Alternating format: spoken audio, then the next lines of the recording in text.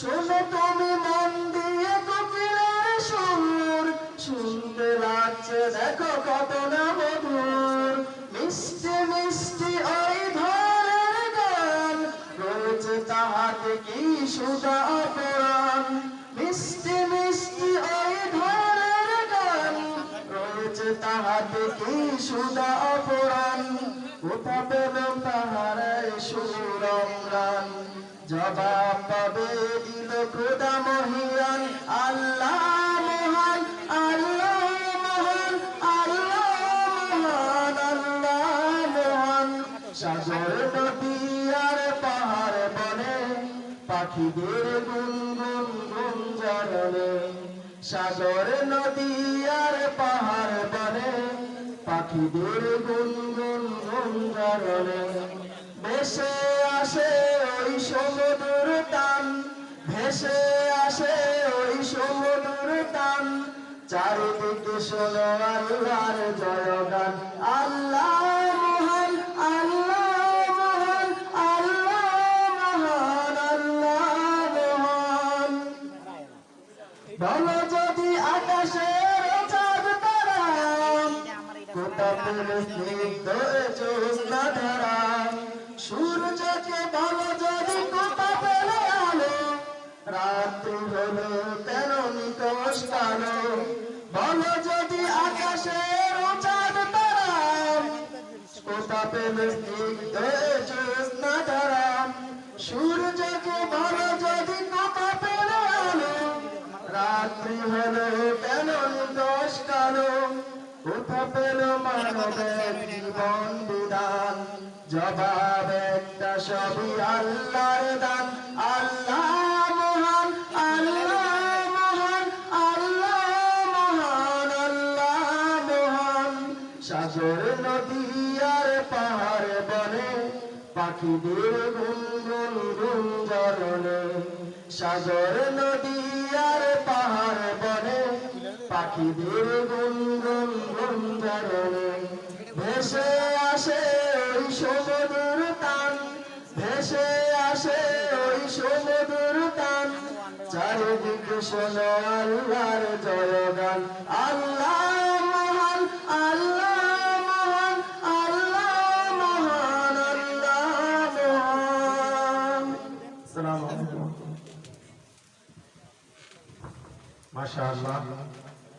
সম্মানিত এলাকাবাসী, এখন আমাদের সামনে মহাগ্রন্থ আল কোরআন থেকে তাফসীর পেশ করবেন বিশিষ্ট ইসলামী চিন্তাবিদ, মুফাসসির কোরআন, আন্তর্জাতিক খ্যাতিসম্পন্ন হযরত মাওলানা মুস্তাক ফয়জি পীর সাহেব, নাগাশ দরবার শরীফ। আমাদের সামনে মহাগ্রন্থ আল কোরআন থেকে তাফসীর পেশ করবেন হযরত মাওলানা মুস্তাক ফয়জি পীর সাহেব।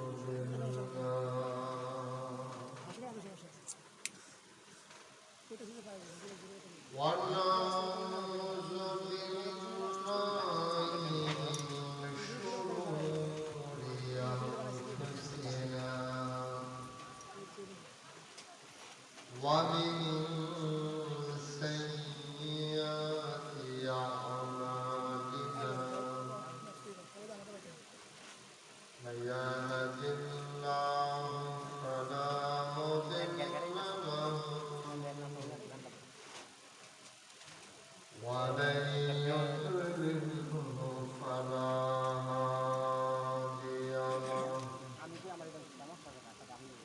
ونشهد أن لا إله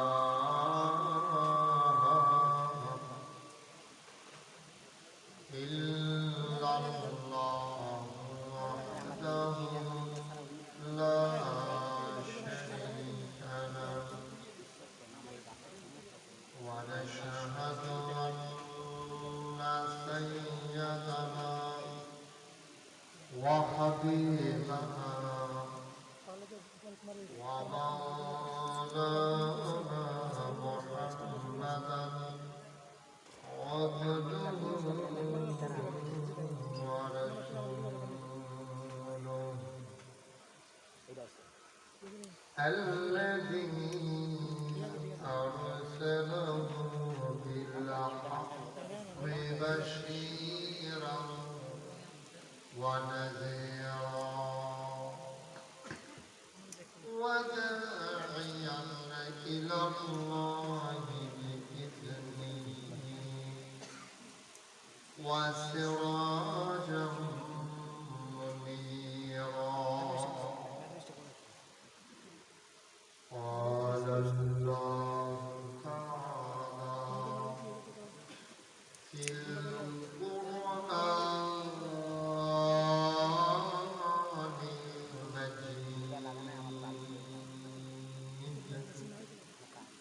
وفي فرقانه الحميد সবাই পড়ো أعوذ بالله من الشيطان الرجيم بسم الله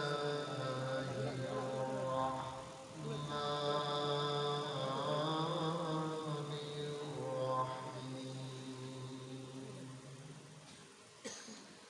يا أيها النبي اتق الله ولا تطع الكافرين والمنافقين إن الله كان عليما حكيما واتبع ما يوحى إليك من ربك إن الله كان بما تعملون خبيرا وتوكل على الله وكفى بالله وكيلا إن الله وملائكته يصلون على النبي يا أيها الذين آمنوا صلوا عليه وسلموا تسليما اللهم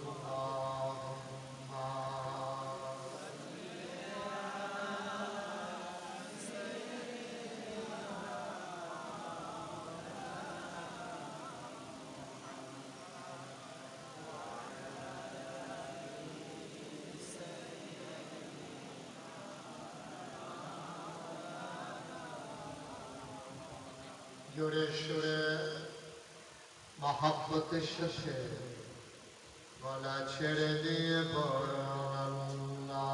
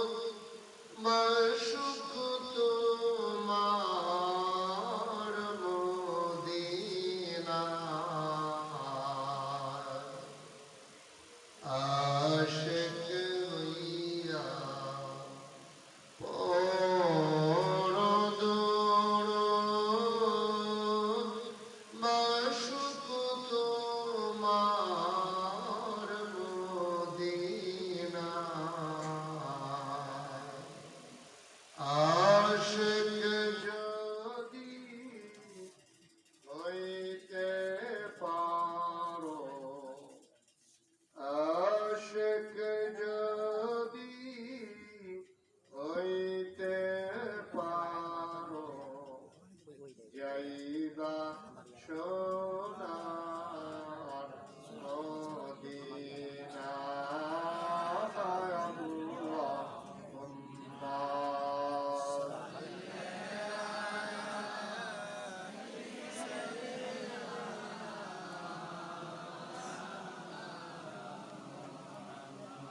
وعلى آله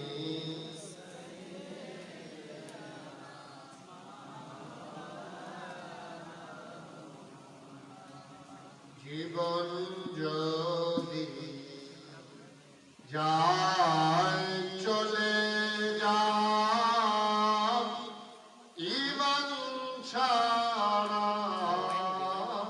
যাবে না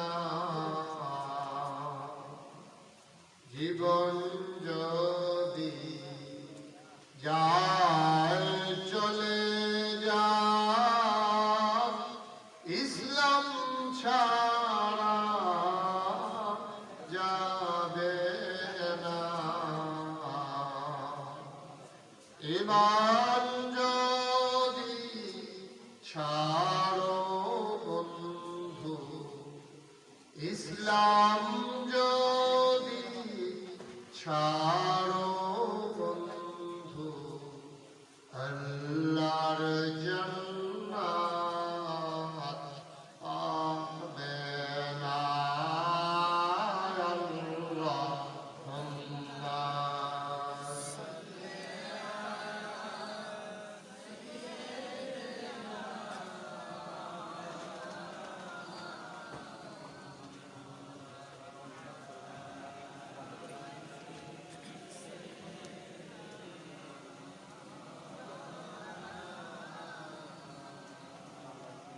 যেখানেই থাকো যেভাবেই থাকো নবীজির দুরূদ ছেড়ো না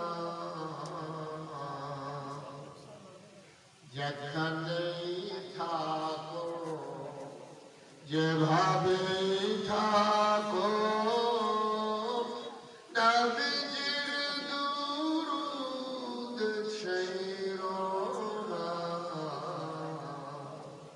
নবীজির দুরূদ না ছাড়িলে নবীজির দুরূদ না ছাড়িলে নবীজি তোমার ছাড়বে না আল্লাহুম্মা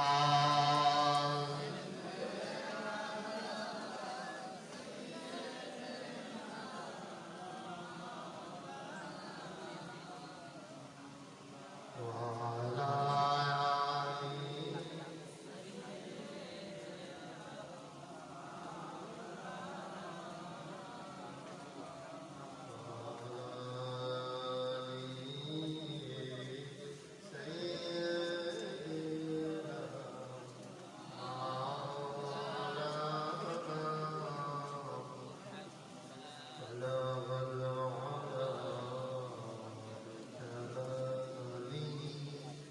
كشفت الهدى بجماله حسنت جميع خصاله صلوا عليه قدرت کی تماشا ہے مدینہ کی گلی ہے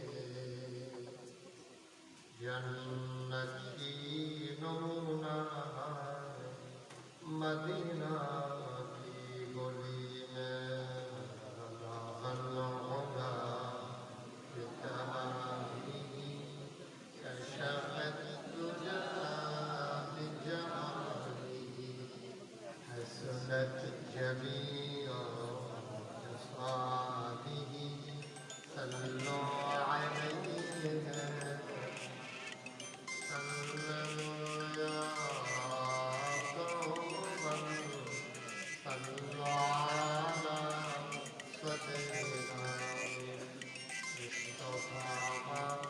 جائنا رحمة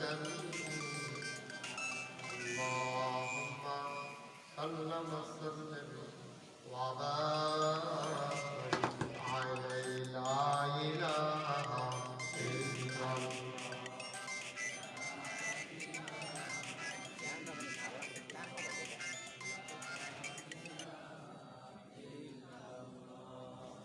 لا إله لا إله لا إله لا إله لا إله لا إله لا إله لا إله إلا الله لا إله إلا الله لا إله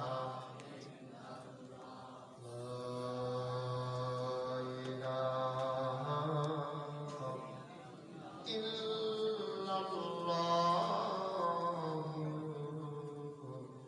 محمد رسول الله صلى الله عليه وسلم اللهم صل وسلم وبارك عليه সবাই পড়ি আলহামদুলিল্লাহ জোরে পড়ি আরো জোরে আল্লাহ তাবারক ওয়া তাআলার দরবারে আমরা লাখ কোটি শুকরিয়া জ্ঞাপন করছি যিনি আমাদেরকে ঐতিহ্যবাহী ঐতিহ্য ধন্য বড় প্রয়োজনী হাজী বাড়ি জামিয়া মসজিদ পরিচালনা পর্ষদ ও যুব সমাজের উদ্যোগে আয়োজিত ওয়াজ ও দোয়ার মাহফিল উপলক্ষে আজ 23 এপ্রিল রোজ মঙ্গলবার বরকতময় দিন শেষে অন্ধকারের চাদর যখন পৃথিবী ঢেকে দিয়েছে জানান দিয়েছে রাত হয়ে গেছে উষ্ণতা যখন চরম রূপ ধারণ করেছে প্রচন্ড গরমের মাঝে তীব্র দাবদাহের মাঝে স্বাভাবিকভাবে মানুষ যখন একটু স্বস্তি চায় সকল আরামকে হারাম করে দিয়ে যিনি আমাদেরকে আজকের এই মহফিলে আশার বসার কিছু কথা শোনার সুযোগ করে দিলেন হৃদয়ের সুস্থটুকু আবেগ উচ্ছ্বাস ভালোবাসা আকুতি কাকুতি বিনতি জমা করো মাবুদের শিখল কালামা দিয়ে চিৎকার করো সবাই পড়ি আলহামদুলিল্লাহ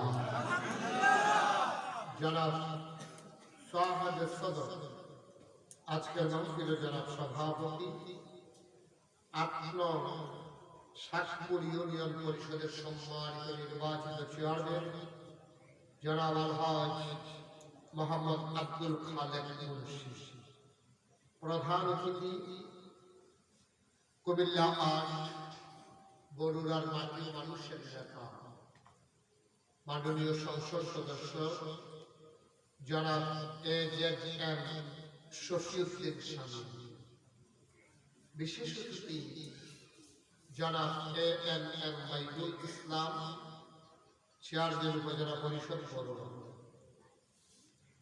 ওয়াইজে কেরাম আমন্ত্রিত মেহমানবৃন্দ মুআজ্জাজ মুকাররম উলামায়ে কেরাম বিভিন্ন মসজিদের ইমাম সাহেব মুরব্বিয়ানে আযম ওলিজাত টুকরা যুবকেরা পর্দার আড়ালের মা ও বোনেরা সবার প্রতি আমার আন্তরিক সশ্রদ্ধ সালাম আসসালামু আলাইকুম ওয়া রাহমাতুল্লাহি ওয়া বারাকাতুহু প্রচন্ড গরমের মাঝে আপনারা যারা এসেছেন আপনাদেরকে অসংখ্য ধন্যবাদ। আমি তো মনে করেছিলাম যে লোকজন হয় কি হয় না, কিন্তু আল্লাহর খাস মেহেরবানি একটা কমাও, আল্লাহর খাস মেহেরবানি আপনি অনেক লোক হাজির হয়ে গেছে। আরেকটু কমাও, যারা ওয়ালের পার্শ্বে বসে আছে, তো এখানে তো বড় বড় বেশি বেশি এই মাঝে এসে দেখেন একটা আরাম আছে আশেপাশে। ওয়ালের কাছে তো দূরে ওই যে ওইখানে উনি হুইল চেয়ার দিয়ে আসতে পারেন, এটা ঠিক আছে। তো ওনার পাশে তারা বসলেন, ওনাদের সমস্যা কি? এটা সামনে চলে আসে, সেই পাতলা পাতলা হয়েই বসেন। আমি ঘন ঘন কাউকে বসতে বলবো না, আপনারা প্রয়োজনে শুয়ে যেতে পারবেন। কোনো সময় আপনাদের আইসেল যে দিনই বেশি, এই দিনে তো মানুষ আওয়ামের কথা সব আছে, আপনার সাথে সভাপতি দেওয়ালে নাই এই জন্য চেয়ারম্যান সব আসছে আর কি। দেখছেন যে সভাপতি না যাই কেমনে, প্রচন্ড গরম। তো এই গরমের স্বাভাবিকভাবে মানুষের কষ্ট হচ্ছে। তারপরে যারা দূরে বসে আছেন একটু আগ্রহে বইতে বুঝতে পারবেন না, মনে হয় বুঝে কোথাও বুঝতে পারছেন। হ্যাঁ, বুঝতে পারছেন, আস্তে আস্তে আস্তে আস্তে আছে, অনেক এলাকায় আছে, দুই এক জায়গাতে একটু আধা ঘন্টার মতো টাইম লাগে। আমি অনেক জায়গায় দেখছি আর আরো বোধ ওই সমস্যা। এই তো বসার সুন্দর। হ্যাঁ, লোকজন একবারে ঘন হয়ে বসার দরকার নাই, আবার এই মাথায় একজন ওই মাথায় একজন, এটাও দরকার নাই। আপনাকে বিল মতো বসবেন সব। আমি তো দূরের মানুষ না, আমি আপনাদের ঘরেরই মানুষ। আমার বাড়িও কুমিল্লায়, আপনারাও কুমিল্লায়। কারো উত্তরে কারো দক্ষিণেই যায়। আমরা তো উত্তরে পড়ছি কুমিল্লা থেকে, আপনার কুমিল্লা থেকে দক্ষিণে পড়ছেন, কিন্তু মিলে ঝিলে কুমিল্লাই আমরা সব। তো আমি যখন যেটা বলতে বলি একটা আওয়াজ করে জবাব দেবেন সব। বলেন সুবহানাল্লাহ। এই আওয়াজ আর আওয়াজ নাই? বলেন আলহামদুলিল্লাহ, বলেন আল্লাহু আকবার।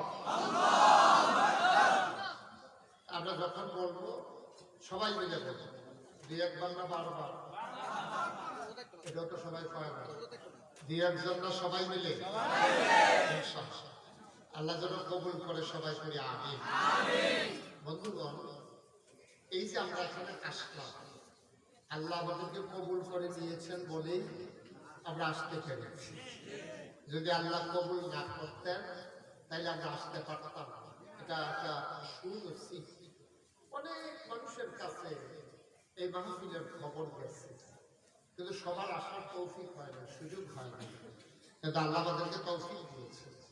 সুতরাং বোঝা গেল আল্লাহ যেহেতু আমাদেরকে সুযোগ করে দিয়েছেন দিনের কথা বলার, কথা শোনার জন্য, তাহলে বোঝা গেল আল্লাহ তাবারক ওয়া তাআলা আমাদের কল্যাণ চান। ঠিক আছে তো না? আল্লাহ তাবারক ওয়া তাআলা আমাদের কল্যাণ চান বলে আল্লাহ আমাদেরকে সুযোগ করে দিয়েছেন।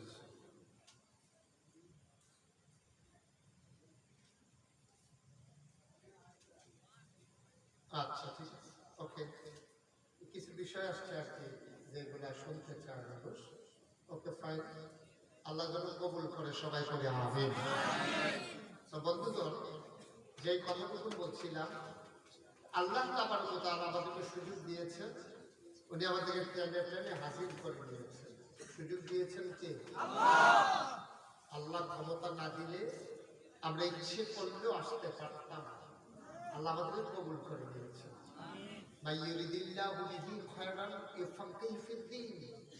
আল্লাহ যাকে কল্যাণ দিতে চায়, নাজাত দিতে চায়, লাভ দিতে চায়, ইউফাক্কিহু ফিদ্দীন, আল্লাহ তাকে দ্বীনের সঠিক বুঝ আল্লাহ তাকে দান করে। দ্বীনের সঠিক বুঝ পাওয়া এটা অনেক সুনসিবের ব্যাপার।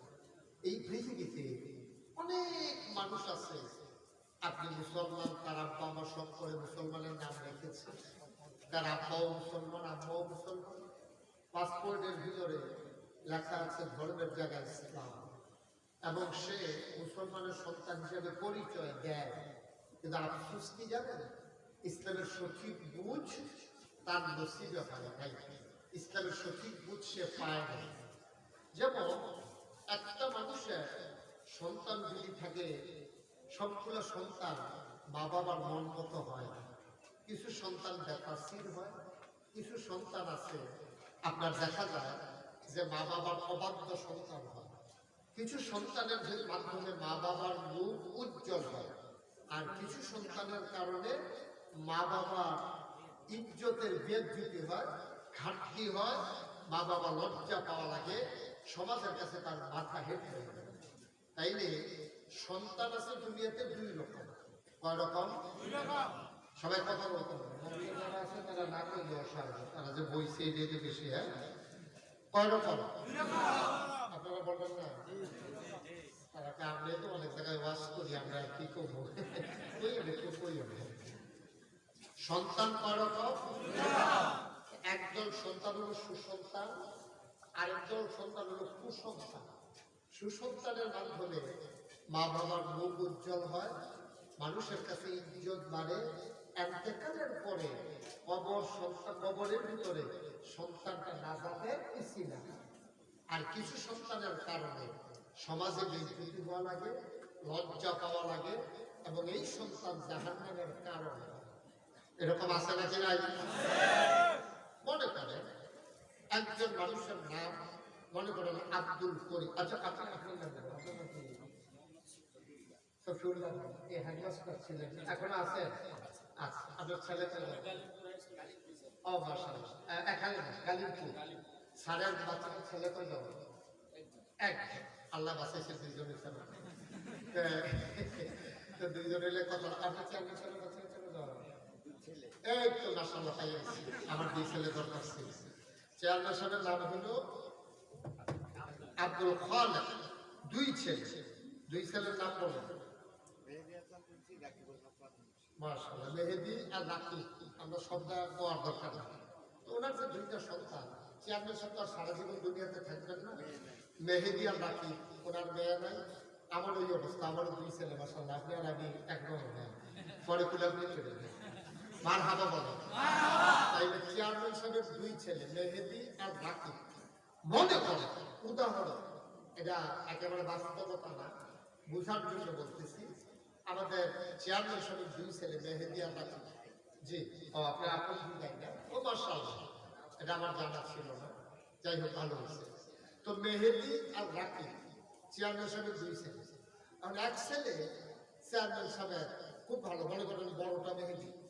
বড়টা মেহেদি খুব ভালো, ও আল্লাহর কাছে ভালোভাবে লেখাপড়া করছে। চেয়ারম্যান সাহেব মনে করেন ইন্তেকাল করলো। ওই মেহেদি পাঁচখানি জমিন আরো কিনছে, 1 বছর 1.5 বছরের মাথায় মাস্টারি করে, নিজের বউ মাস্টারি করে, অনেক টাকা পয়সা কামাই করে বুদ্ধি শুদ্ধি করে ঠান্ডা মাথায় চলে যায়। সে মাস্টারি করে, আবার সে গাভী একটা পালে, তার বউয়ে আবার দেশি মুরগাও পালে, হাঁস পালে, ডিম বেছে, ওই গাভীর দুধ বেছে। আস্তে আস্তে সংসার তারা আগাইতে চেয়ারম্যান সাহেব যে জমিন দিয়ে গেছিল, মনে করে 20 কানি, মেহেদি ভাগে পাইছে 10 কানি। 1 বছরের মাথায় সে কিনছে আরো 5 কানি, এখন তার জমি হয়েছে 15 কানি। আর রাকিব সে মনে করেন একটু খারাপ, বখালে, বাপ মারা গেছে, জমিন বেচা টেচা খায়। এই জমিন বেচতে বেচতে বছর খানেকের মাথায় 10 কানি জমিন বেচা শেষ। তখন বড় ভাইয়ের মেহেদিরে বসছে যে লোক আপনারা ভিড়াটা কিনতে রাখতে দেন, আমার অনেক ঋণ টিন হয়ে গেছে। এখন সবাই মিলে সাইজ করে বইয়ে বইয়ে কয় যে আপনার চেয়ারম্যান সাহেবের দুইটা ফোলা মাশাআল্লাহ বড় একটা লোক কি শোনা হয়েছে, বাপের ইজ্জত রাখছে। 1 বছরের মাথায় 10 কানি দোকানে 5 কানি মিলাইছে। মাশাআল্লাহ কত ভালো ছেলে, লক্ষ্মী সোনা ছেলে, একটা সুফুত হইছে। তো আড়ালে বোঝেন না কি ফুল? সুফুত। ওই মেহেদিনে সবাই মিলে প্রশংসা করে, চেয়ারম্যানের নাম রাখবো।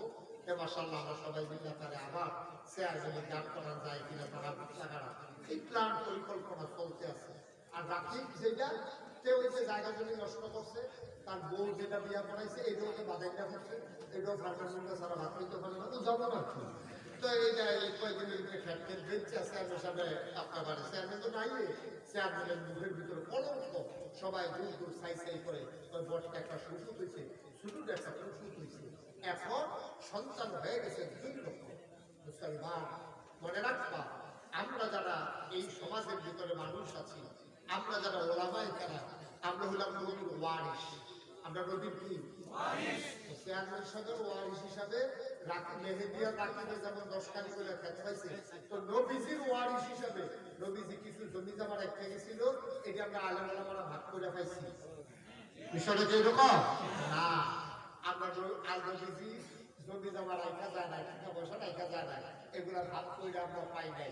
নবীজি আলেম রেখে গেছে, দ্বীন ইসলাম রেখে গেছে, এইটা আমরা ভাগে পাইছি। এখন ওই চেয়ারম্যান সাহেবের ছেলে মেহেদি বাড়ানোর কারণে জমি তার কাছে সুফুর, আর রকিবে এই বেচে চালানোর কারণে তার কয় কুফুর। ঠিক এই বাংলাদেশেও আলেম ওলামা যারা নবীর ওয়ারিস, এই তাদের ভিতরে দুই রকমের আছে, একটা হলো সু আর একটা হলো কু।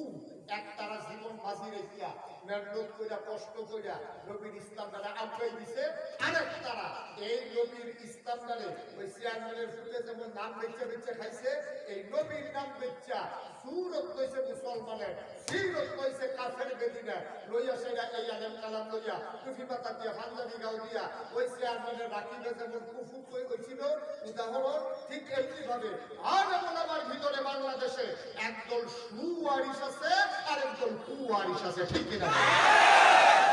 একতারা নবীর ইসলাম মানে আগ্রহী দিছে, আরেক তারা বেচে বেচে খাইছে, টুপি পাতা দিয়া পাঞ্জাবি গাও দিয়া সুরমা তোর কাজল দিয়া মনে হয় ফেরেশতা নাজিল হইছে, শয়তানের হাত আছে নাকি নাই?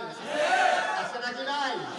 ওয়ারিস তো দুইজনে, চেয়ারম্যানের ফুল তো দুইজনে, কিন্তু দুটোটা তো নাম করতে পারছে না।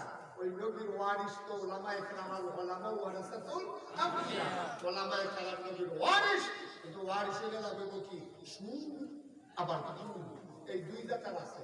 তখন এই দুই জাতে এক তারা ইসলাম ধরে বেচে বেচে খাইছে, আরেক তারা ইসলাম ধরে আব্বাইয়া আব্বাইয়া দিছে, তারা জীবন বাজি রাখছে, মামলা হইছে, হামলা হইছে, জেল জুলুম নির্যাতন হইছে, তাদের উপরে টিটকারি আসছে, মস্কার আসছে, তারা চিৎকার করে জানিয়ে দিয়েছে দিন মানতে গিয়ে আমরা জানি মামলা হবে, হামলা হবে, জেল জুলুম নির্যাতন হবে, প্রয়োজনে জীবন দেওয়া যাবে, ঈমান দেওয়া যাবে না।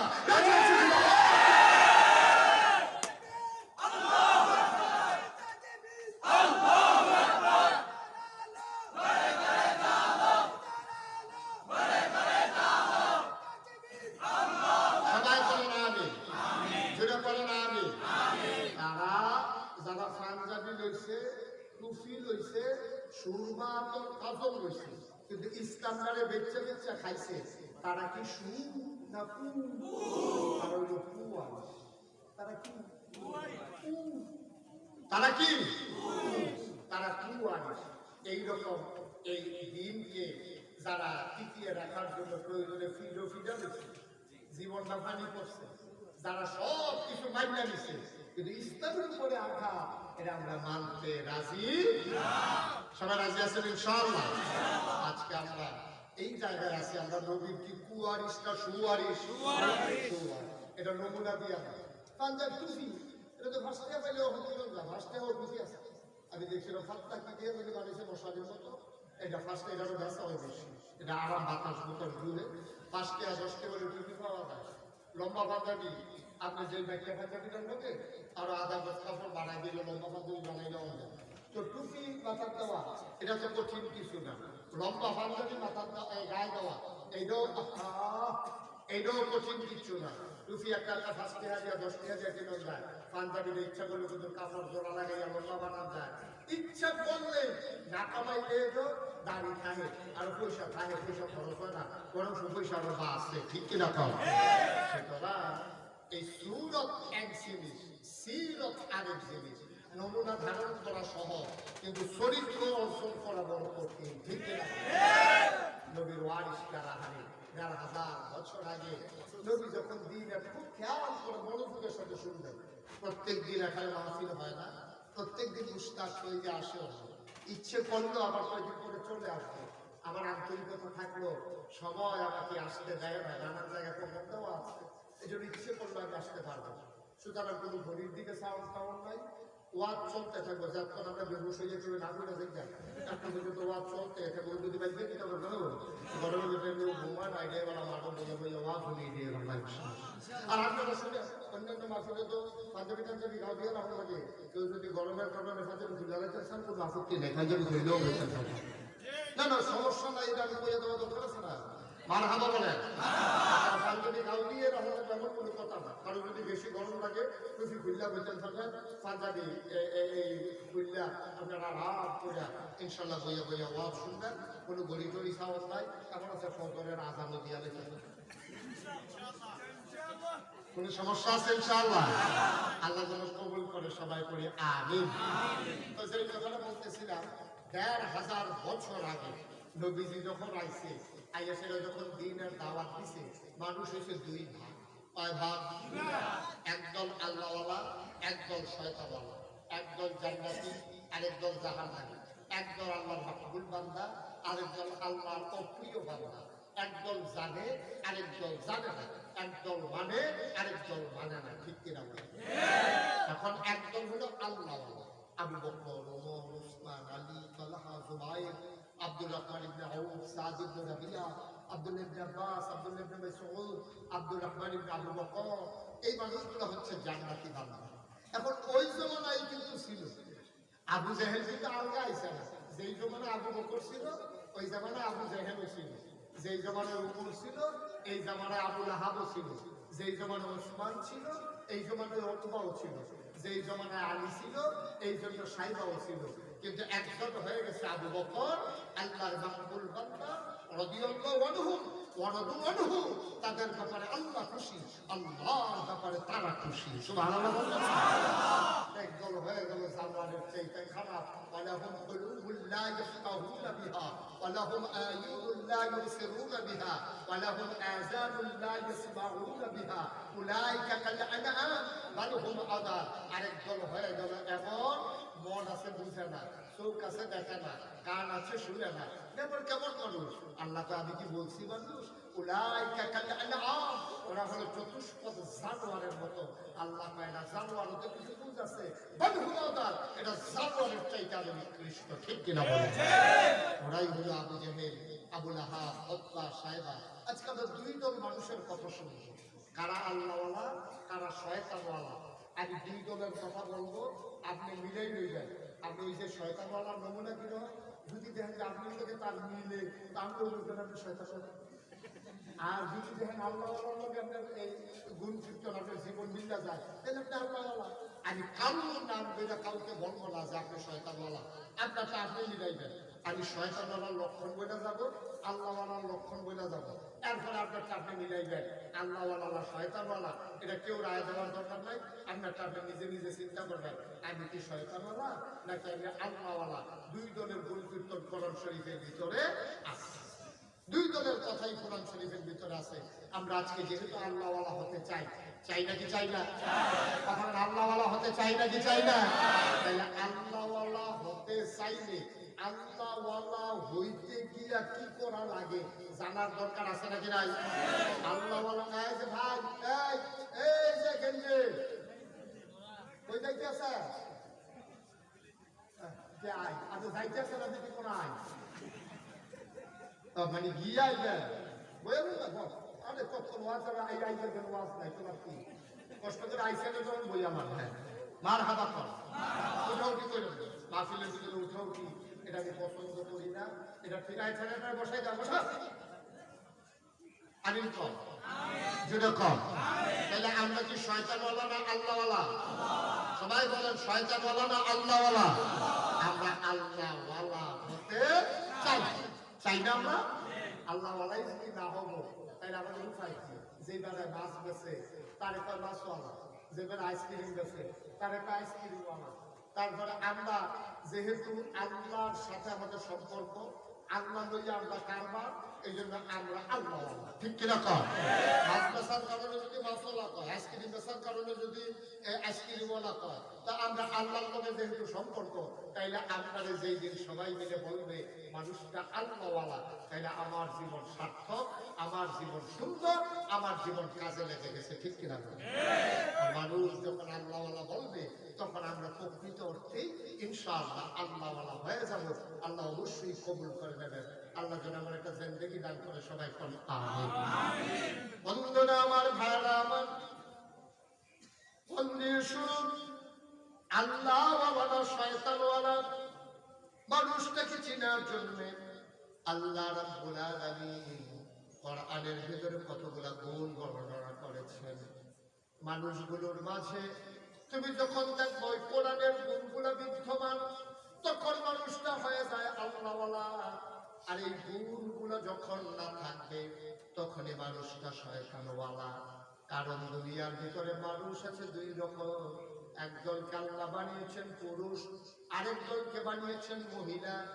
মহিলার ভিতরে যে চিহ্নগুলো আছে, যেহেতু এখানে মহিলা কয়, যে চিহ্নগুলা অপর দিকের মানুষগুলার মাঝে নাই, তাইলে বোঝা গেল সেই মহিলা না সেই পুরুষ, ঠিক কিনা? মহিলাদের যে চিহ্নগুলো আছে, তো যার ভিতরে এটি নাই সেও তো পুরুষ। পুরুষের তো আলাদা চিহ্ন দরকার নাই, যাতে আছে দুইটা লড়াই তার বেরিয়ে। তো বেরিয়েছে চিহ্নটি যদি আমরা আলাদা করে দেখতে পারি যে বেরিয়ে কারেক্ট হয়, তো এই বেরিয়ে যে না কথা বুঝেন না আপনারা? যে মহিলা না সেই তো পুরুষ, যে বেরিয়ে সেই তো দাঁড়ায়। যেমন একজন মহিলাকে দেখলে কোনোদিন কোনো মহিলার গায়ের ভিতরে লেখা থাকে না যেটা মহিলা। কারো গায়ের ভিতরে, পিঠের ভিতরে, সামনে দিয়া কারো লেখা থাকে না, কিন্তু দেখলেই বোঝা যায়। যখন আপনি দেখবেন নাকের ভিতরে ফুল, কানের ভিতরে দুল, গলার ভিতরে মালা, হাতের ভিতরে মালা, লম্বা লম্বা ফুল, পরিবেশনা ভুল, তিনি নারী যেটাকে ভিতর হয়। ঠিক আছে না বাবা? এখন এই চিহ্নগুলো যদি বেড়াইতের ভিতরে আইলে বলো, নাকেও নাকের ভিতরে ফুল, কানের ভিতরে দুল, গলার ভিতরে মালা, হাতের ভিতরে মালা, লম্বা লম্বা ফুল, যদি এইরকম কোনো পুরুষ আপনি দেখেন, তো ফিসি দিয়ে তো আপনি বাদি মনে করতেই পারেন। এটা যে ভাই সাহেব, এটা যে ভাবিয়ে, এটা তো আপনি চিন্তা করার কোনো দরকার। কত একটা মনে করছে দেখি তো এটা যে মাইয়ার মারে লইয়া মার্কেট করণের লেগে গেছে। মাইয়ার মার আর মাইয়া মিল্লা মার্কেটে গেছে শপিং করার জন্য। তো গেছে পরে কইতে আছে মাইয়ার ফলার যে মাইয়ার যে নমুনা, এই ক্যাশ পরে রাখছে, শ্বাস গাও দিয়া রাখছে, জিন্সের প্যান্ট পরে রাখছে, চুলগুলো ছোটো ছোটো। তখন দোকানদারে কইছে, মার্শাল্লাহ আপনার ছেলেটা তো দেখতে খুব সুন্দর। কইছে ছেলে নাইলে মেয়ে, তাইলে আপনার তো বাপ পায় না, আমি তার না। মা দেখতেও বুঝা বুঝায় না এটা যে মা, মাইয়া দেখতেও বুঝায় না যায় না এটা যে মাইয়া, এটা দেখতে বড় ফলার মতো। আজকে বাংলাদেশে ক্রাইসিস পিরিয়ড আমরা ওভারকাম করছি। আমরা আজকে বড় দুর্যোগ মুহূর্ত আমরা আজকে অতিক্রম করছি। আজকে রাস্তাঘাটে আপনার সাল চলনে এমন হয়ে গেছে, মানুষের যে মৌলিক যে পরিচয়গুলো ছিল, এগুলো আজকে আমরা বদলে দিয়েছি। আজকে পুরুষ মহিলার ভেষ ধারণ করেছে, মহিলা পুরুষের ভেষ ধারণ করেছে। আর তাকে উৎসাহিত করার জন্য বাংলাদেশের শিক্ষা ব্যবস্থায় শরীফ থেকে শরীফা গল্প লাগানো হয়েছে। ঠিক আছে? পরিকল্পিতভাবে এমনি আজকে পরিবর্তনের জন্য চেষ্টা করা হচ্ছে। আর সেই জায়গায় শিক্ষা ব্যবস্থায় কারিকুলামের ভিতরে সেই জায়গায় পরিবর্তন করে উস্কে দেওয়া হয়েছে। এখন দেখা গেছে শরীফ থেকে শরীফা এই আইন করা হয়েছে এই জাতিকে ধ্বংস করে দেওয়ার জন্য, ওটা মানবতাকে ধ্বংস করে দেওয়ার জন্য। ওই প্রজনন ব্যবস্থা যে পরবর্তীতে বংশ করবে, ওই বংশের বাতি জ্বালাবে আর মানুষের ধারাবাহিকতা অব্যাহত রাখবে, এইটাকে ধ্বংস করে দেওয়ার জন্য পরিকল্পিতভাবে আজকে মুসলমান সমাজে এই জিনিসগুলো চালু করে দেওয়ার মাধ্যমে বিবাহ বহির্ভূত সম্পর্ক এবং সন্তান না নেওয়ার একটা প্রবণতা আজকে অশুভভাবে, বড় সূক্ষ্মভাবে আজকে চেষ্টা করে যাওয়া হচ্ছে। ঠিক কিনা বলেন? চেষ্টা করতেছে।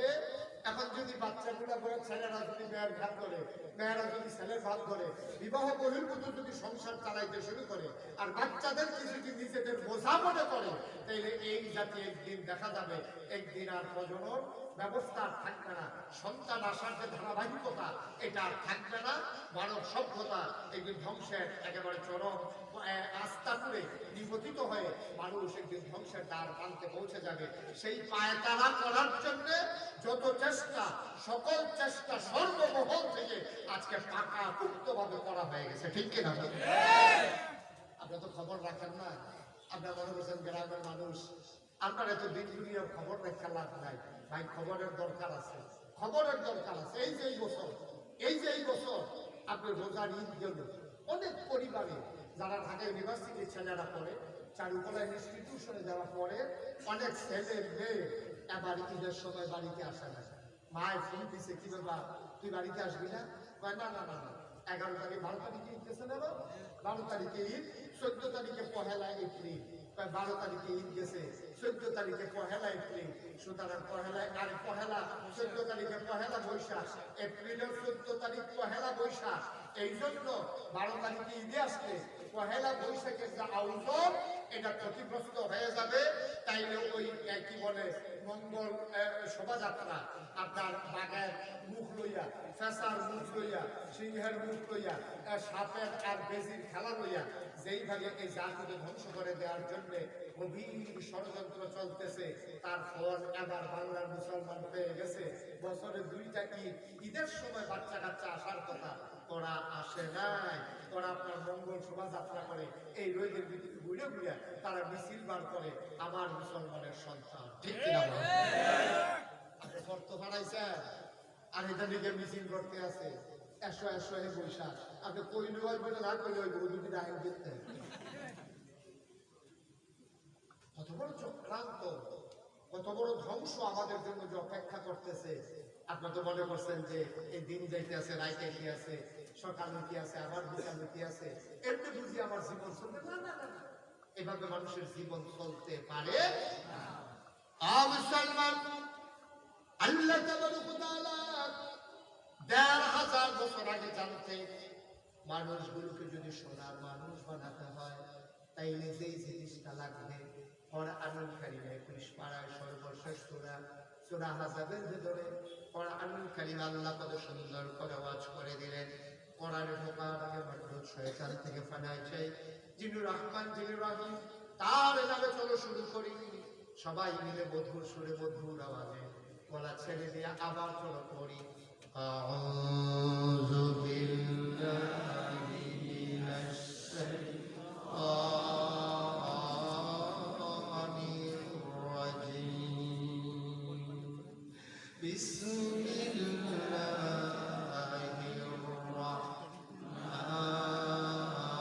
রাহমানির রাহিম। ইয়া আইয়ুহান নাবিয়্যু তাকিল্লাহ ওয়া লা তুতি'ল কাফিরিনা ওয়াল মুনাফিকিন। আল্লাহ রাব্বুল আলামিন তার বন্ধু নবীকে ডেকে বলেন, ইয়া আইয়ুহান নবী, হে নবী। মুফাসসিরিনে কারাম, মুহাদ্দিসিনে জাম, মুফতিয়ানে কারাম সবাই মিলে একমত হয়ে গেল, যদিও এখানে নবীকে ডাকা হয়েছে, শুধু নবী এখানে উদ্দেশ্য না, কিয়ামত পর্যন্ত নবীর যত উম্মত আসবে সবাইকে আল্লাহ এটার ভিতরে ইনক্লুড করে নিয়েছেন, এটার ভিতরে আওতাভুক্ত করে দিয়েছেন।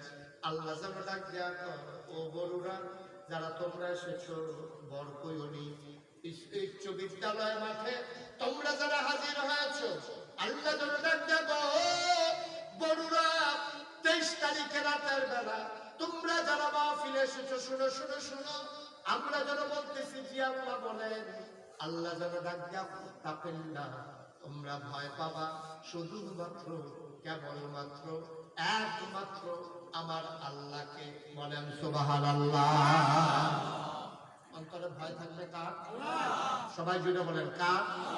পুলিশ, র্যাব, গোয়েন্দা, দলীয় ক্যাডার, মন্ত্রী, এমপি, গ্রামের সন্তান, ফিসাব ডরাইবেন কারে? ফিসাবকে ডরাই রাখবেন। এই যে আগে সে ফিসাব আইসে আবার কত করে যাবো, আর আপনি যদি ফিসাবকে ডরান তাহলে দেখা যাবে 2 ঘন্টা পরে নিয়ে এসান। 2 ঘন্টা পরে ফিসাব গেলে না, মাহফিল যখন শেষ আপনার বাড়ি সেরে কইবেন, হুজুররা কত কথায় কয় বেরিয়ে যাবে, হুজুরের কথা ওয়াজ বিড়ির জমার মধ্যে উঠতে আছে, ওয়াজ এখন শেষ। ঠিক কিনা কম?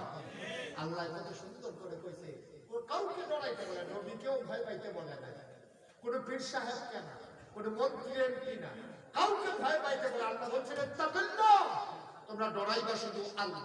সুবহানাল্লাহ বলবেন না? কারে ভয় পাইতে বলছে? আচ্ছা, আল্লাহর কথা বললো কি লিখা? আব্বার কথা বললো না, আম্মার কথা বললো না, ফির সাহেবের কথা বললো না, চেয়ারম্যান সাহেবের কথা বললো না, হেডমাস্টার সাহেবের কথা বললো না, তারপরে মন্ত্রী এমপি কারো কথা বললো না, র্যাব গোয়েন্দা কারো কথা বললো না, বললো ভয় বাবা আল্লাহ। এটা কারণটা কি? আমি গবেষণা করে দেখেছি এটার কারণ হলো অত্যন্ত সূক্ষ্ম, কিন্তু এটা আপনারা বুঝবেন। কারণটা হলো আপনার আব্বা সবসময় কি আপনার কাছে থাকে? মাঝে মাঝে দূরে যায় নাকি যায় না? আপনার আম্মার কাছে কি আপনি সবসময় থাকেন? নাকি চাকরি করতেন আপনারে বড় করে দিয়ে হারাইয়া আপনি সিটাগান যান নাকি যান না? তাইলে আপনি সবসময় মায়ের কাছে থাকেন না, সবসময় বাবার কাছে থাকেন না, পীর সাহেবের কাছে সবসময় থাকেন না। পীর সাহেবকে ডরাইলে পাহারা দিয়ে দিয়ে ডরান না। 2 ঘন্টা 3 ঘন্টা পীর সাহেবের সামনে যখন থাকবে তখন ডরাইলে সারে, এরপরে শুনে ডরাইলে না ডরাইলে নাই, এখনো কারবার শেষ। তবে বাংলাদেশের যে কথা আছে, পীর সাহেব শুধু সামনে দেখে নাও, তুমি বাইক বইয়া বইয়া কি করো এই দেওয়া দেখে। এইরকম চিন্তা বাংলাদেশের মানুষের ভিতরে আছে নাকি নাই? বিশ্বাসের এমন ক্ষমতা, তুমি বাইক বইয়া বইয়া কি করো, তুমি পানির নিচে ডুব দিয়ে কিনা করো, বিশ্বাসের সেই ক্ষমতাই দেওয়া দেখে। এইরকম চিন্তা যদি কেউ করে মানুষটা সাথে সাথে বেঈমান হয়ে যাবে। ঠিক না? এই ক্ষমতা শুধুমাত্র কার? এই ক্ষমতা আল্লাহ আর কাউকে দেন নাই, আর কাউকে দেন নাই, আল্লাহ নিজের জন্য সংরক্ষিত করে দিয়েছে। হ্যাঁ, আল্লাহ যদি আলাদা করে কাউকে কিছু দেয় এটা হলো অন্য কথা। আল্লাহ আপনাকে দিলেও পারে, আমারে দিলেও পারে, একজন রিক্সাওয়ালারও দিলে পারে। আল্লাহ যদি মনে করে যে দেবে, এটা হলো আল্লাহর ফায়সালা।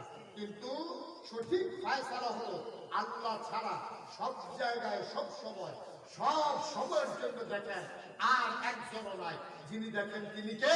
আল্লাহ। এখন আল্লাহ এই জন্য বলছেন তুমি কাউকে ডরাইয়া লাভ নাই, কারো সামনে থাকো কারো পেছনে যাও, কিন্তু একজনকে ডরাইবা যিনি সব জায়গায় সব সময় আধারে আলোকে শুকনায় পানির নিচে দরজা বন্ধ করলেও এবং অন্ধকার রাতেও যিনি সব জায়গায় দেখেন তিনি কে? আল্লাহ। আপনাকে তো সেটা তাপেন না, আপনি ডরাইবেন আল্লাহ। এই আল্লাহর ডরানোর কারণে লাভ হয়েছে কি? যেহেতু সবাই মিলে আমরা স্বীকার করছি সব জায়গায় আল্লাহ থাকে, আর সব সময় সব জায়গায় আপনি যদি আল্লাহকে ভয় পাইয়া চলেন তাহলে আপনার দ্বারা কখনো মায়ের উপর অত্যাচার করা, মায়ের দিকে চোখ বড় বড় কথা তাকানো, বাবার গায়ে হাত উঠানো, তারপরে লাইন খেলতে খেলতে আরেকজনের জমিনে যাওয়া, ওজনে কম দেওয়া, তারপরে নর্মাল ডেলিভারি জায়গায় সিজার করা, রডের মধ্যে বাঁশ দেওয়া, এটা কোনোভাবে সম্ভব হয়। সবসময় তো আপনি দেখতেছেন, আপনি ঘুমাইলেও আল্লাহ দেখছেন। আল্লাহ এমন আল্লাহ, তিনি জুড়ায়ও না, তিনি ঘুমায়ও না। আপনি এটা ঘুমাই যান, আল্লাহ তো ঘুমান না। আপনি রাতের আধার বেলা, রাতের আধারে আপনি যদি আকাম কুকাম করেন কেউ দেখে না, আপনারে কেউ ধরতে পারে না, কিন্তু একজন দেখেন তিনি কে? আল্লাহ। এই বিশ্বাস যার যত গভীর হবে, যার যত পুক্ত হবে, সে তত আত্মাওয়ালা হবে। ঠিক কিনা বলে? বিশ্বাস আমাদের নাই। আমরা যদি চিন্তা করতাম যে আল্লাহ সব জায়গায় দেখে, সারা দিন মসজিদের সামনে সাইজ করে বইয়ে বইয়ে আল্লাহ করতে আছে, যেই মাত্র আজান দিছে আজকে উঠতে যেতেছে, ইমাম সাহেব ডাকলে কি হবে? আপনি সারা দিন বইয়ে বইয়ে আজান দিচ্ছে, নামাজ কাপড় আজান, কাপড় ভালো তো কাপড় ভালো না, খাট আসতে এই কাপড় দিয়ে বইয়ে দিলে দুটা দিকে এখানে দিতে। ঠিক কিনা কম? তোর যদি গোসলের কাম লাগে এই খারাপ কাপড় লই আসলে এই বইয়া বিশুদ্ধ কিন্তু মসজিদের সামনে তুই আজান দিবে, এই কাপড় মালানা লেগেছে, এই কাপড় লইয়া চলে যাওয়া লাগে, এই কাপড় গায়ে দিয়া এই কাপড় পইরা সারাদিন থাকার কোনো দরকার নাই। ঠিক কিনা বলে? ভিতরে আল্লাহর ভয় নাই। যদি চিন্তা করতো যে আমি যদি এখন সাহেব কি দরকার লাগবে এটা বন্ধ করে চেয়ারম্যান সামনে দিচ্ছে, হ্যাটসার পর্যন্ত এটা নিয়ে না, এখন শেষ করে দেবো আর হাবা বলে চা দিলে মনোযোগ নষ্ট হয়ে যাবে। খুব খেয়াল করে শুনে নড়াচড়া করেন না, লোকজন কষ্ট করে আসছে, আমরা সবাই মনোযোগের সাথে কথা শুনবো ইনশাআল্লাহ। আল্লাহ যেন কবুল করে সবাই কোনা আমিন। তাহলে আমরা ভয় পাবো কারে? আবার বলেন কারে? আল্লাহরে ভয় পাইলে কি হবে?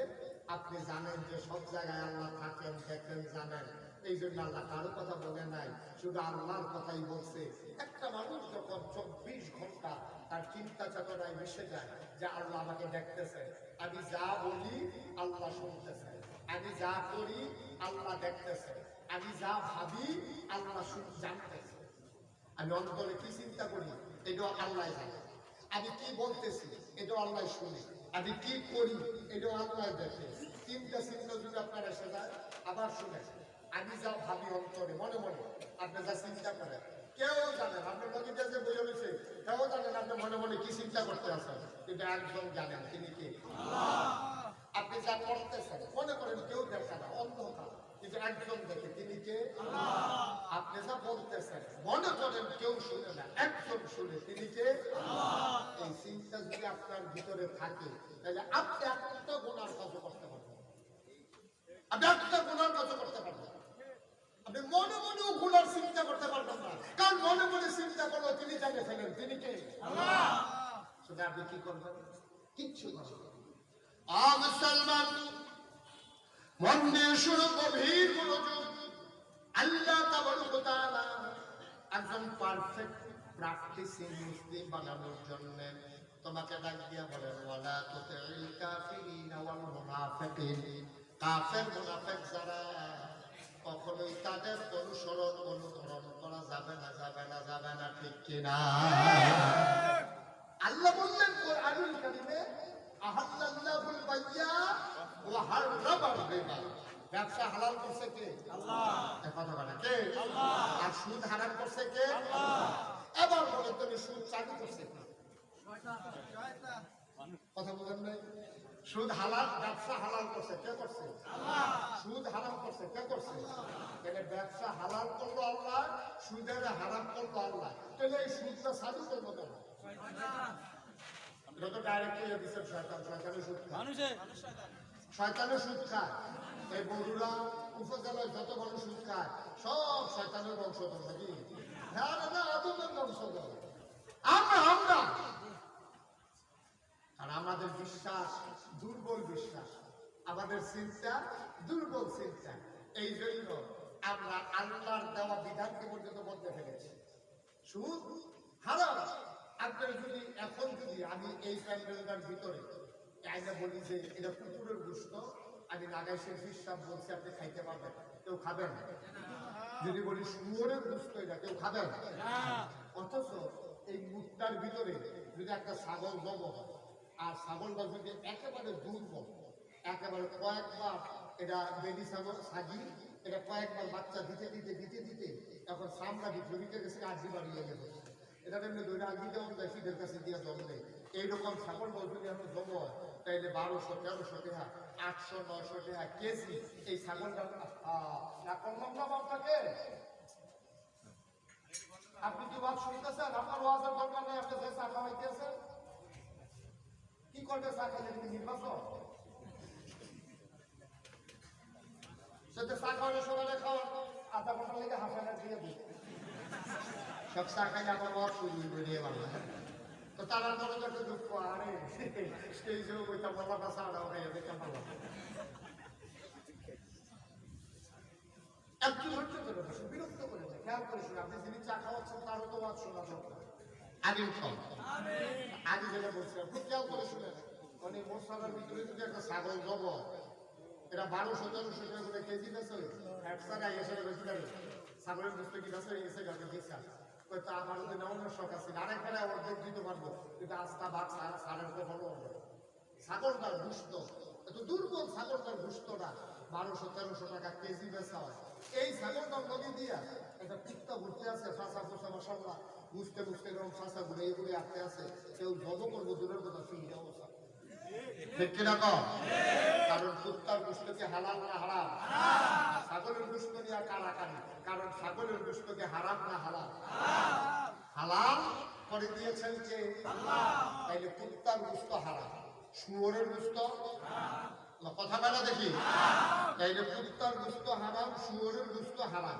এই জন্য আমরা চিন্তাও কেউ করি না যে শুয়োরের গোস্ত খাবো, কুত্তার গোস্ত খাবো, এই চিন্তা আমাদের মাথায় আসে না।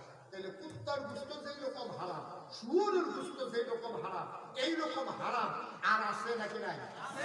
কুত্তার গোস্তের বেলা এরকম, শুয়োরের গোস্তের সময় এরকম, আর অন্যান্য হারাম যখন এটা যে আরাম বানাই যাবে আমার তো কি কারবার কি? এবার বলে সুদ খাওয়া এটাকে হালাল না হারাম? কুত্তার গোস্ত খাওয়া যেই রকম হারাম, তার চাইতে সুদ খাওয়া আরো বেশি হারাম, ঠিক কিনা বলো? এত টাকা ডাকি আল্লাহ রে, গজলে গজলে কয় তোমাদের মামলা এত ডাকি, তুমি কি শুনো না? কত গজল কইতে আছে, আমি কি না আসলেও শুনে না। আপনি শুনবো কেমনে? আপনি যে মসজিদে গেছেন, এই মসজিদে যাওয়ার সময় যে লুঙ্গি পিনছেন, পাঞ্জাবি গাও দিচ্ছেন, টুপি মাথার দিচ্ছেন, এই লুঙ্গি পাঞ্জাবি টুপি সবগুলো সুদের টাকায় কিনা, ঠিক কিনা? এই জন্য আপনার ডাকের কোনো দাম নাই, আপনার ডাক আল্লাহ শুনতেও চায় না। এই সুদ খাইয়া, সুদের কাপড় পইরা, সুদের টুপি মাথা দিয়া, সুদের পাঞ্জাবি পইরা, এরপর আপনি যতই আবাদত বন্দিগি করেন, আপনার আবাদতের দিকে আল্লাহ ফিরেও তাকাবেন না। এই জন্য আমাদের আমল ফিরা ধরা, এই জন্য আমাদের আমলকে আমরা দেখতে পাই না। কারণ হচ্ছে আমাদের আমলের কোনো আগা মাথা নাই। আমাদের কলিজার ভিতরে যে আল্লাহর ভয় থাকা দরকার ছিল, এই আল্লাহর ভয় আমাদের কলিজায় নাই, ঠিক কিনা? তাহলে অন্তরে ভয় থাকবে কার? সবাই বলেন কার? আরো জোরে বলেন কার? কেবলমাত্র কার? একমাত্র কার? শুধুমাত্র কার? আবার আল্লাহর ভয় কারে কয়? এই ব্যাপারে আমরা কিছু কথা শুনে আমরা শেষের দিকে চলে যাবো ইনশাআল্লাহ। যেহেতু আল্লাহর ভয় ছাড়া সোনার মানুষের দ্বিতীয় কোনো ব্যবস্থা নাই, কোনো ব্যবস্থা নেই। ১,৫০০ বছর আগে মক্কায় যে আবু জাহেল আবু লাহাব আসিল, হযরত উমর আবু বকর উসমান আসিল, তো পার্থক্য হলো কেমন? আবু বকরে আল্লাহর ভয় ঢুকছে অন্তরে, আর আবু লাহাবের মনে, আবু জাহেলের মনে আল্লাহর ভয় ঢুকে না। তারা যদি আল্লাহকে ভয় পাইতো, তাহলে আবু জাহেল আবু লাহাব আর তৈরি হইতো না, সবাই আবু বকর উমর উসমান আলী হয়ে যেত। সুবহানাল্লাহ বলবেন না? তাদের অন্তরে আল্লাহর ভয় ছিল। কিরকম ভয় ছিল দেখেন, শুধু একটা কথা বলি। আল্লাহর নবী ইন্তেকাল হওয়ার পরে হযরত আবু বকর সিদ্দিককে যখন ইসলামের প্রথম খলিফা বানানো হলো, আবু বকর সিদ্দিক যখন ইন্তেকাল করে ফেললেন, সবাই মিলে চিন্তা করলো এই ইসলামী রাষ্ট্রের ভবিষ্যৎ প্রেসিডেন্ট হিসেবে ওমর ছাড়া আর কোনো বিকল্প নাই। সবাই মিলে খুঁজতেছে ওমরকে খেলাফতের আসনে বসাবে, কোন তালাশ করে ওমরকে পাওয়া যায় না। লাশের কাছে নাই, মসজিদের নববীর কাছে নাই। সবাই মিলে টেনশনে পড়ে গেল, ওমর গেল কই, গেল কই। খুঁজতে খুঁজতে তার বাড়িতে গিয়ে দেখে কান্নার আওয়াজ শোনা যায়। দরজা বন্ধ করে হযরত উমর রাদিয়াল্লাহু তাআলা ফুফায়া ফুফায়া কান্দে। মানুষগুলা ডাক দেয়া করে, ওমর আপনি কান্দেন কেন? আপনি বের হয়ে আসেন। আল্লাহর নবী নাই, আবু বকর সিদ্দিক নাই, আপনিও যদি এমন করে ঘরের ভিতরে বসে থাকেন, ইসলামের অভিভাবকত্ব কে ইসলামের দায়িত্ব নেবে? আপনি জলদি করে বের হয়ে আসেন। ওমর বা আমি তো এই ভয়েই কাঁদতেছি, আমি জানতাম তোমরা এই কাজটাই করবা, আমারও তোমরা খুঁজতেছো দায়িত্ব দেওয়ার জন্য। আমি এই দায়িত্ব নিয়ে, এই বোঝা নিয়ে পারবো না, এই ভয়ে আমি ওমর কাঁদতেছি। বলেন সুবহানাল্লাহ। অর্ধেকটা পৃথিবী প্রেসিডেন্ট যে উমর হলেন, যে উমরের ব্যাপারে আল্লাহর নবী বললেন,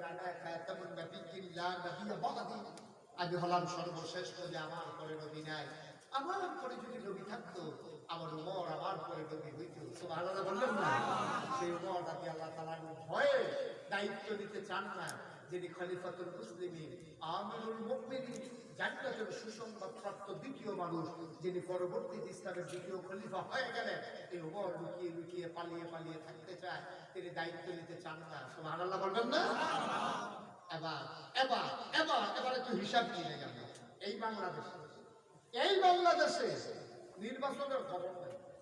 নির্বাচন হলো 2 বছর পরে, 2 বছর পরে নির্বাচন, 2 বছর আগে হাতে গাছ উঠতে আসলাম শুভেচ্ছা, কুরবানি ঈদের শুভেচ্ছা, রোজার ঈদের শুভেচ্ছা। আর ঘটনা কি হাতে শুভেচ্ছা জানাইতে আছে 2 বছর আগে দিয়া।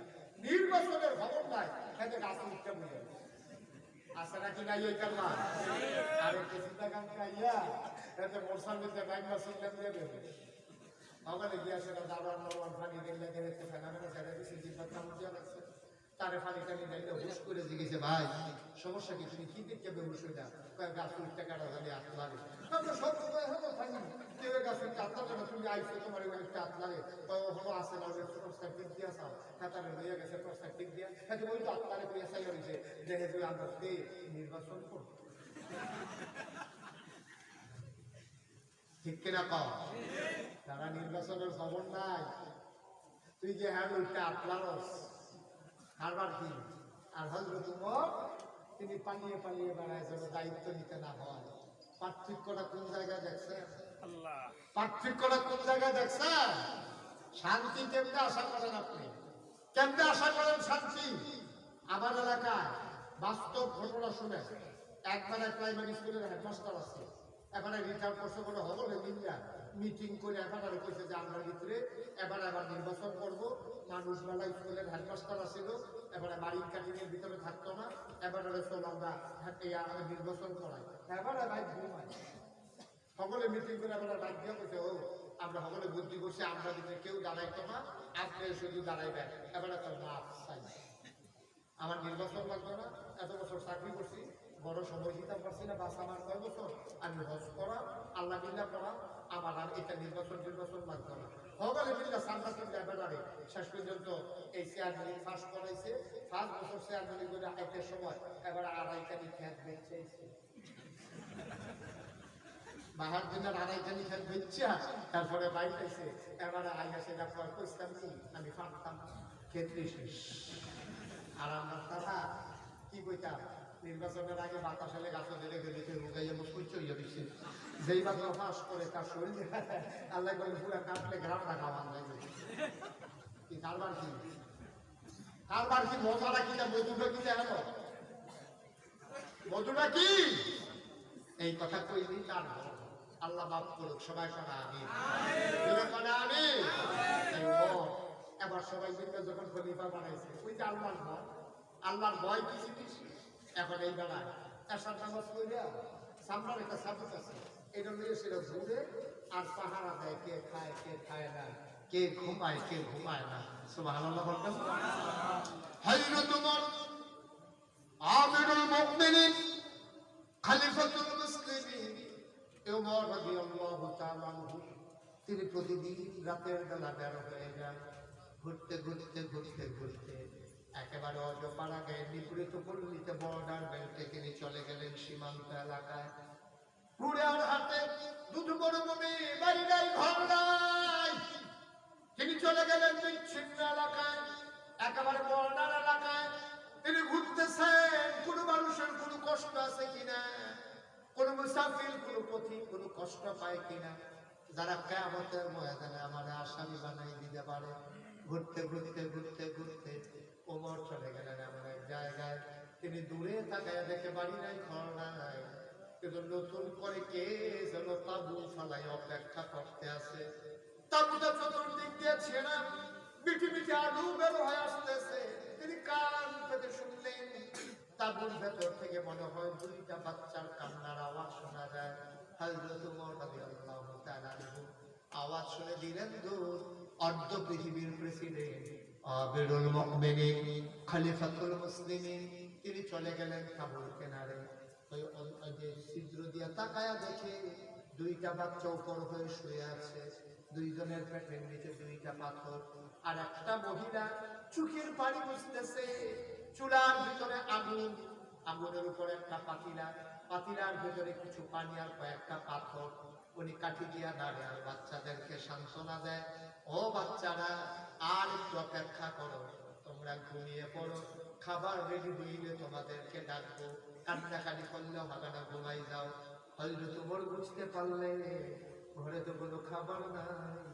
মহিলাটা পাথর আর পানি নাড়াচাড়া করে, মনে করেছে বাচ্চাগুলা যদি ঘুমাই যায় তাইলে সকালের আগে আর বিরক্ত করবে না।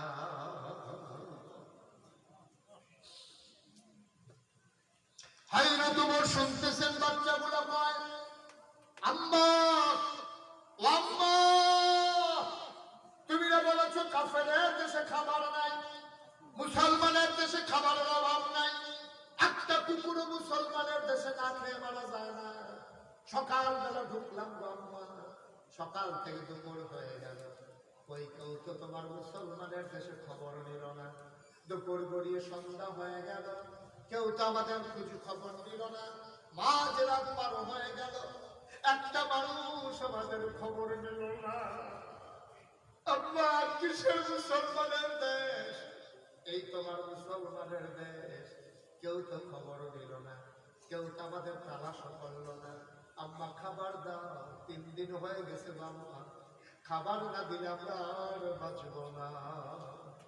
ওমর শুনতেছেন বাচ্চাদের কথা, আমিরুল মুমিনিন তিনি আর সইতে পারেন না, তিনি দিলেন দৌড়ে দৌড়ে তিনি মদিনার শহরে ঢুকে গেলেন। তিনি ঢুকে যেখানে জমা করা মাল ছিল গোডাউন, গোডাউনের দরজায় গিয়ে তিনি দাঁড়ালেন, ডাক দিলেন কর্মচারী দরজা খুলে দাও। দরজা খুলে দেওয়া হলো। ওমর বললেন বস্তার ভিতরে আটা ঢোকাও, খেজুর ঢোকাও, শাকসবজি ঢোকাও, সব ঢোকানো হলো। বস্তার মুখ বেঁধে দেওয়া হলো। 2 জন কর্মচারী দৌড়ে এসে কই আমিরুল মুমিনিন ওমর তাড়াতাড়ি বস্তা আমাদের মাথায় দেন, আর আপনি যান কোথায় যাওয়া লাগবে আমরা প্রস্তুত। আপনি আপনার পেছনে পেছনে আসতেছি, আপনি সামনে সামনে যান, আটার বস্তা নিয়ে আমরা আসতেছি যেখানে যাওয়া লাগবে। ওমর বলে তোমরা কারা? আমরা রাষ্ট্রের কর্মচারী। আমি তো তোমাদেরকে ডাকি নাই। ডাকা লাগবে কেন? দায়িত্বের কাজের সময় তো আমরা হাজির হবো, এটাই স্বাভাবিক। ওমর বলে বস্তা কেউ নিতে পারবে না, তাড়াতাড়ি বস্তা আমার মাথায় উঠাই দাও। তারা চিৎকার করে কই আমিরুল মুমিনিন আপনার তো পৃথিবীর প্রেসিডেন্ট, আপনার মাথায় কেন আটার বস্তা উঠাই দেব? ওমর বললেন দায়িত্ব আমার, বস্তাও থাকবে আমার মাথায়, তোমরা ঘুমিয়ে পড়ো। বলেন সুবহানাল্লাহ।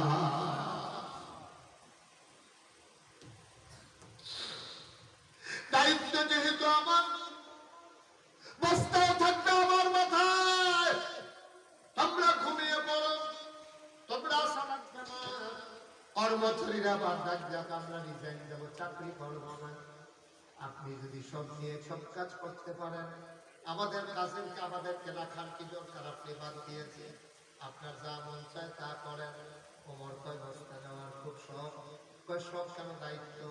ওমর কয় না, কার বস্তা নেওয়ার শখ? কয় আমি নিতে চাই। ওমর কয় ঠিক আছে, তোমার মাথায় দেবো একটা শর্ত আছে, হাসরের ময়দানে আমার গুনাহগুলো যখন একটা বস্তা হয়ে যাবে, যার যার গুনার বস্তা তার মাথায় দেওয়া লাগবে।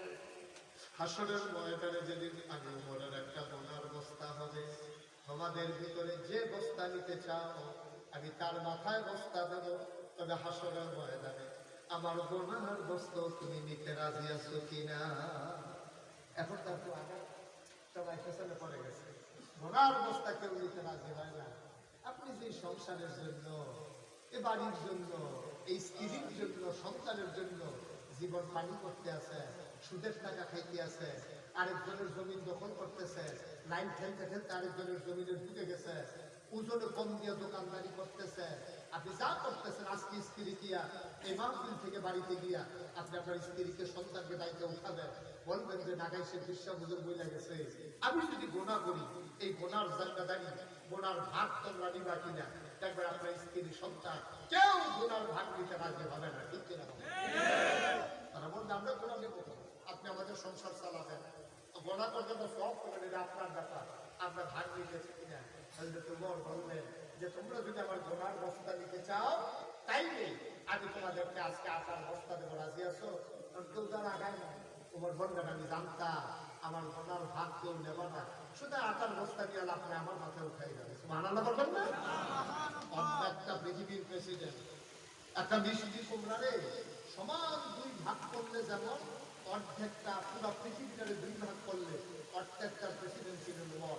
33 লক্ষ বর্গ মাইল এই স্থলভাগে প্রেসিডেন্ট ছিলেন ওমর। জলভাগ সব আরো বেশি, 33 লক্ষ বর্গ মাইল এই জায়গাটা প্রেসিডেন্ট ছিলেন ওমর। এই ওমর আটার বস্তা 2 জনে ধরে উড়ে দিচ্ছে। ওমর আস্তে করে ঘর থেকে বের হয়ে সামনের দিকে হাঁটা শুরু করছে। সুবহানাল্লাহ বলবেন না? তারা শান্তিতে থাকবে না, আমরা শান্তিতে থাকবো না। তারা শান্তিতে থাকবে না, আমরা শান্তিতে থাকবে আশা করেন? আশা করেন? হয়তো তোমার আটার বস্তা নিয়ে আগায় আকাশের চাঁদ দেখে আড়ালে লুকিয়ে গেছে। ফেরেশতারা ডাক দেয় মাওলার ব্যাপারী আর কি দেখার বাকি ছিল বুঝলাম না, আমরা কি দেখলাম? হয়তো তোমার বস্তা নিয়ে ঘুরে দৌড়ায় রাস্তার ভিতরে ঘোরা মানুষ, এইটাও দেখার বাকি ছিল। কি মানুষ তুমি বানাইছো, এইরকম সোনার মানুষ বানাইবা জানলে আমরা সেই দিন বলতাম না মানুষ বানানোর কোনো দরকার নাই। এইরকম সোনার মানুষ তুমি বানাইছো। ফেরেশতারা লজ্জা পেয়ে চিৎকার করে কাঁদতেছেন। ও মুসলমান, মন দিয়ে শোনো। ওমর দস্তানিয়া দৌড়ায় দৌড়ায় দৌড়ায় দৌড়ায় দৌড়াইতে দৌড়াইতে একেবারে ওই তাঁবুর সামনে গিয়ে থেমে গেলে। ওই মরুভূমি মরু প্রান্তরে যে কাবুর সামনে গিয়ে দাঁড়ালেন, সালাম দিলেন, আসসালামু আলাইকুম। ভেতর থেকে মহিলা ওয়ালাইকুম আসসালাম। এ দরকার দাঁড়ায় সালাম দেয়। ওমর বলতেছে, মা আমাকে চিনবেন না, আমি রাস্তার একজন পথিক। মহিলারা কান্দে আসবে, বাবা আমার যদি মা নাই, আমি মা হওয়ার উপযুক্ত না। আমার জন্ম দেওয়া দুইটা বাচ্চা, আজকে 3 দিন হয় তাদেরকে খাবার দিতে পারি না। তুমি নিশ্চয়ই কোনো খাবারের আশায় এসেছো। আমি এমনই অসহায় মহিলা, আমি তো তোমার মেহমানদারি করবো, কিছু দেবো, এই ক্ষমতা আমার নাই। তুমি অন্য দরজায় দেখো, আমার ঘরে দেওয়ার মতো কিছু নাই। ওমর ডাক দিয়া বললেন, মা দরজা খুলে দেখেন কে দাঁড়িয়ে আছে। সুবহানাল্লাহ বলবেন না? মহিলা দরজা খুলে দিলেন, তাকায় দেখে পৌর একটা মানুষ, কাঁচা পাকা দাড়িটা টুকনির ভিতরে, কপাল বেয়ে ঘাম পড়তেছে, মাথার ভিতরে একটা বস্তা। মহিলা ডাক যাত্রায়, কে তুই? আমাকে চিনলেন না? আমি এই রাস্তা দিয়ে যাচ্ছিলাম, শুনলাম 3 দিন ধরে আপনার বাচ্চারা কিছু খায় না। আমি একজন পথিক, ঘরে কিছু আটা ছিল, সামান্য কিছু জিনিস ছিল, নিয়ে এসেছি। দরজা খুলে দেন, অনুমতি দেন, ভেতরে আসি। মহিলা ডাকটা, আসো ভেতরে আসো। ওমর ভেতরে ঢুকলে ধরে ধরে বস্তা নামানো হলো। ওমর ডাক দেয়া কয়, মা আমি শুনেছি বাচ্চারা কিচ্ছু খায় নাই, তাড়াতাড়ি একটা বলের ভেতরে তাড়াতাড়ি বলে দাও, দ্রুত রুটি বানাই দাও। ওমা চুলার আগুনটা নিভে গেছে দেখি, তুমি তাড়াতাড়ি রুটি বানাও, আমি ফু দিয়া আগুন ধরাই দে।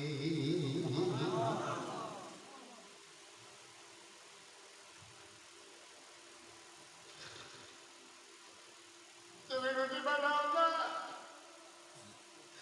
আমি ফু দিয়ে দিয়ে আগুন ধরাই দেই। আবার বিশ্ব তাকিয়ে দেখলো পৃথিবী, অর্ধ পৃথিবীর প্রেসিডেন্ট আমিরুল মুমিনিন হযরত ওই দুঃখী মায়ের গরিব ফু দিয়া দিয়া আগুন ধরায়, বলো সুবহানাল্লাহ।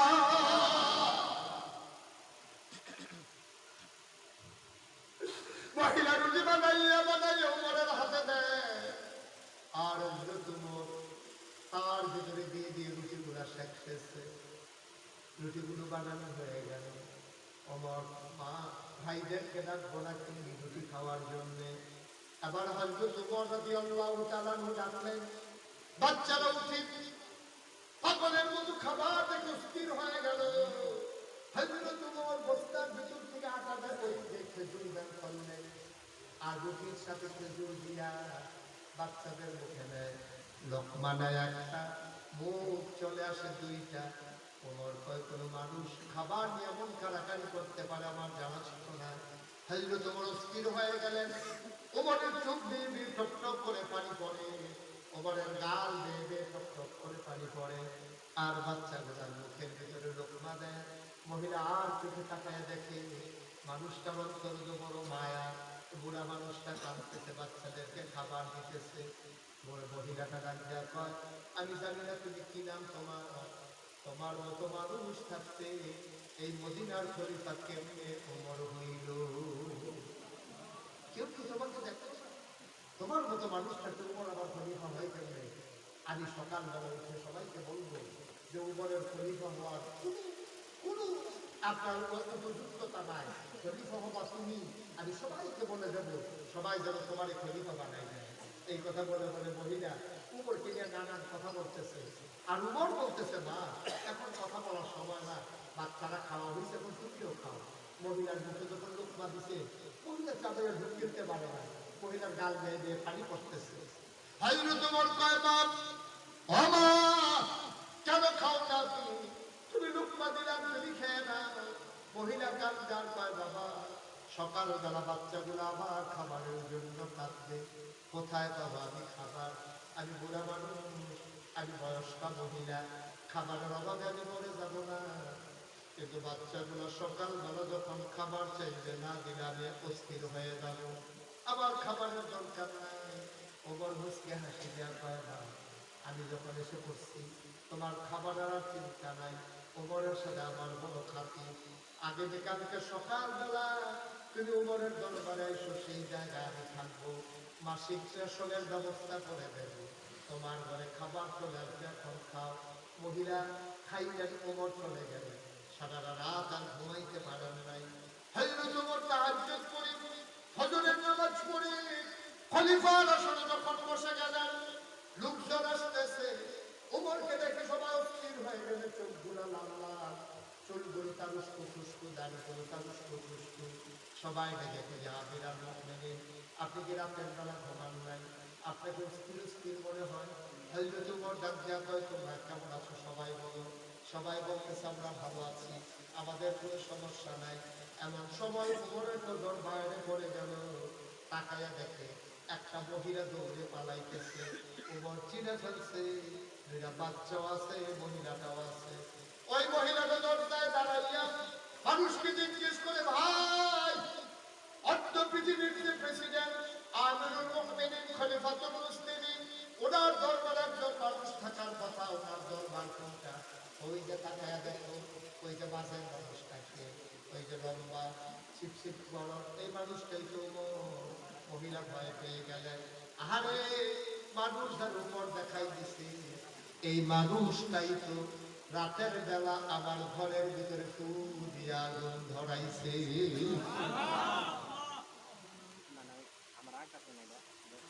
আঙ্গুল দিয়া যার উপর দেখাইল, এই মানুষটাই তো ফু দিয়ে আগুন ধরাইছে আমার ঘরে। শোনা শুনে আমি কত গালি গালাজ করেছি। মহিলাটা ভয় পেয়ে দিল, দৌড়, উমরের নজর পড়ে গেছে। উমর লাফ দিয়া সামনে দিয়া দাঁড়াইছে, ডাক দিয়া কয়, আম্মা, ও আম্মা, আম্মা গো, আপনি কই যান আম্মা? যদি গালি দিতে মন চায় আরো দুইটা দেন। এই যে কামড়ার চাবুক, পিটাইতে যদি মন চাই উমরকে পিটা, গালি দিতে মন চাইলে গালি দেয় না। আমার অনুরোধ আম্মা, আমি উমর, আমি বড় ভয় পাবো মানুষ গো। আম্মা, আপনার কাছে আমার অনুরোধ, কিয়ামতের ময়দানে যখন হিসাব নিকাশ শুরু হয়ে যাবে, এই দিন আপনি আমি উমরের বিরুদ্ধে আল্লাহর দরবারে কোনো বিচার দিয়েন না।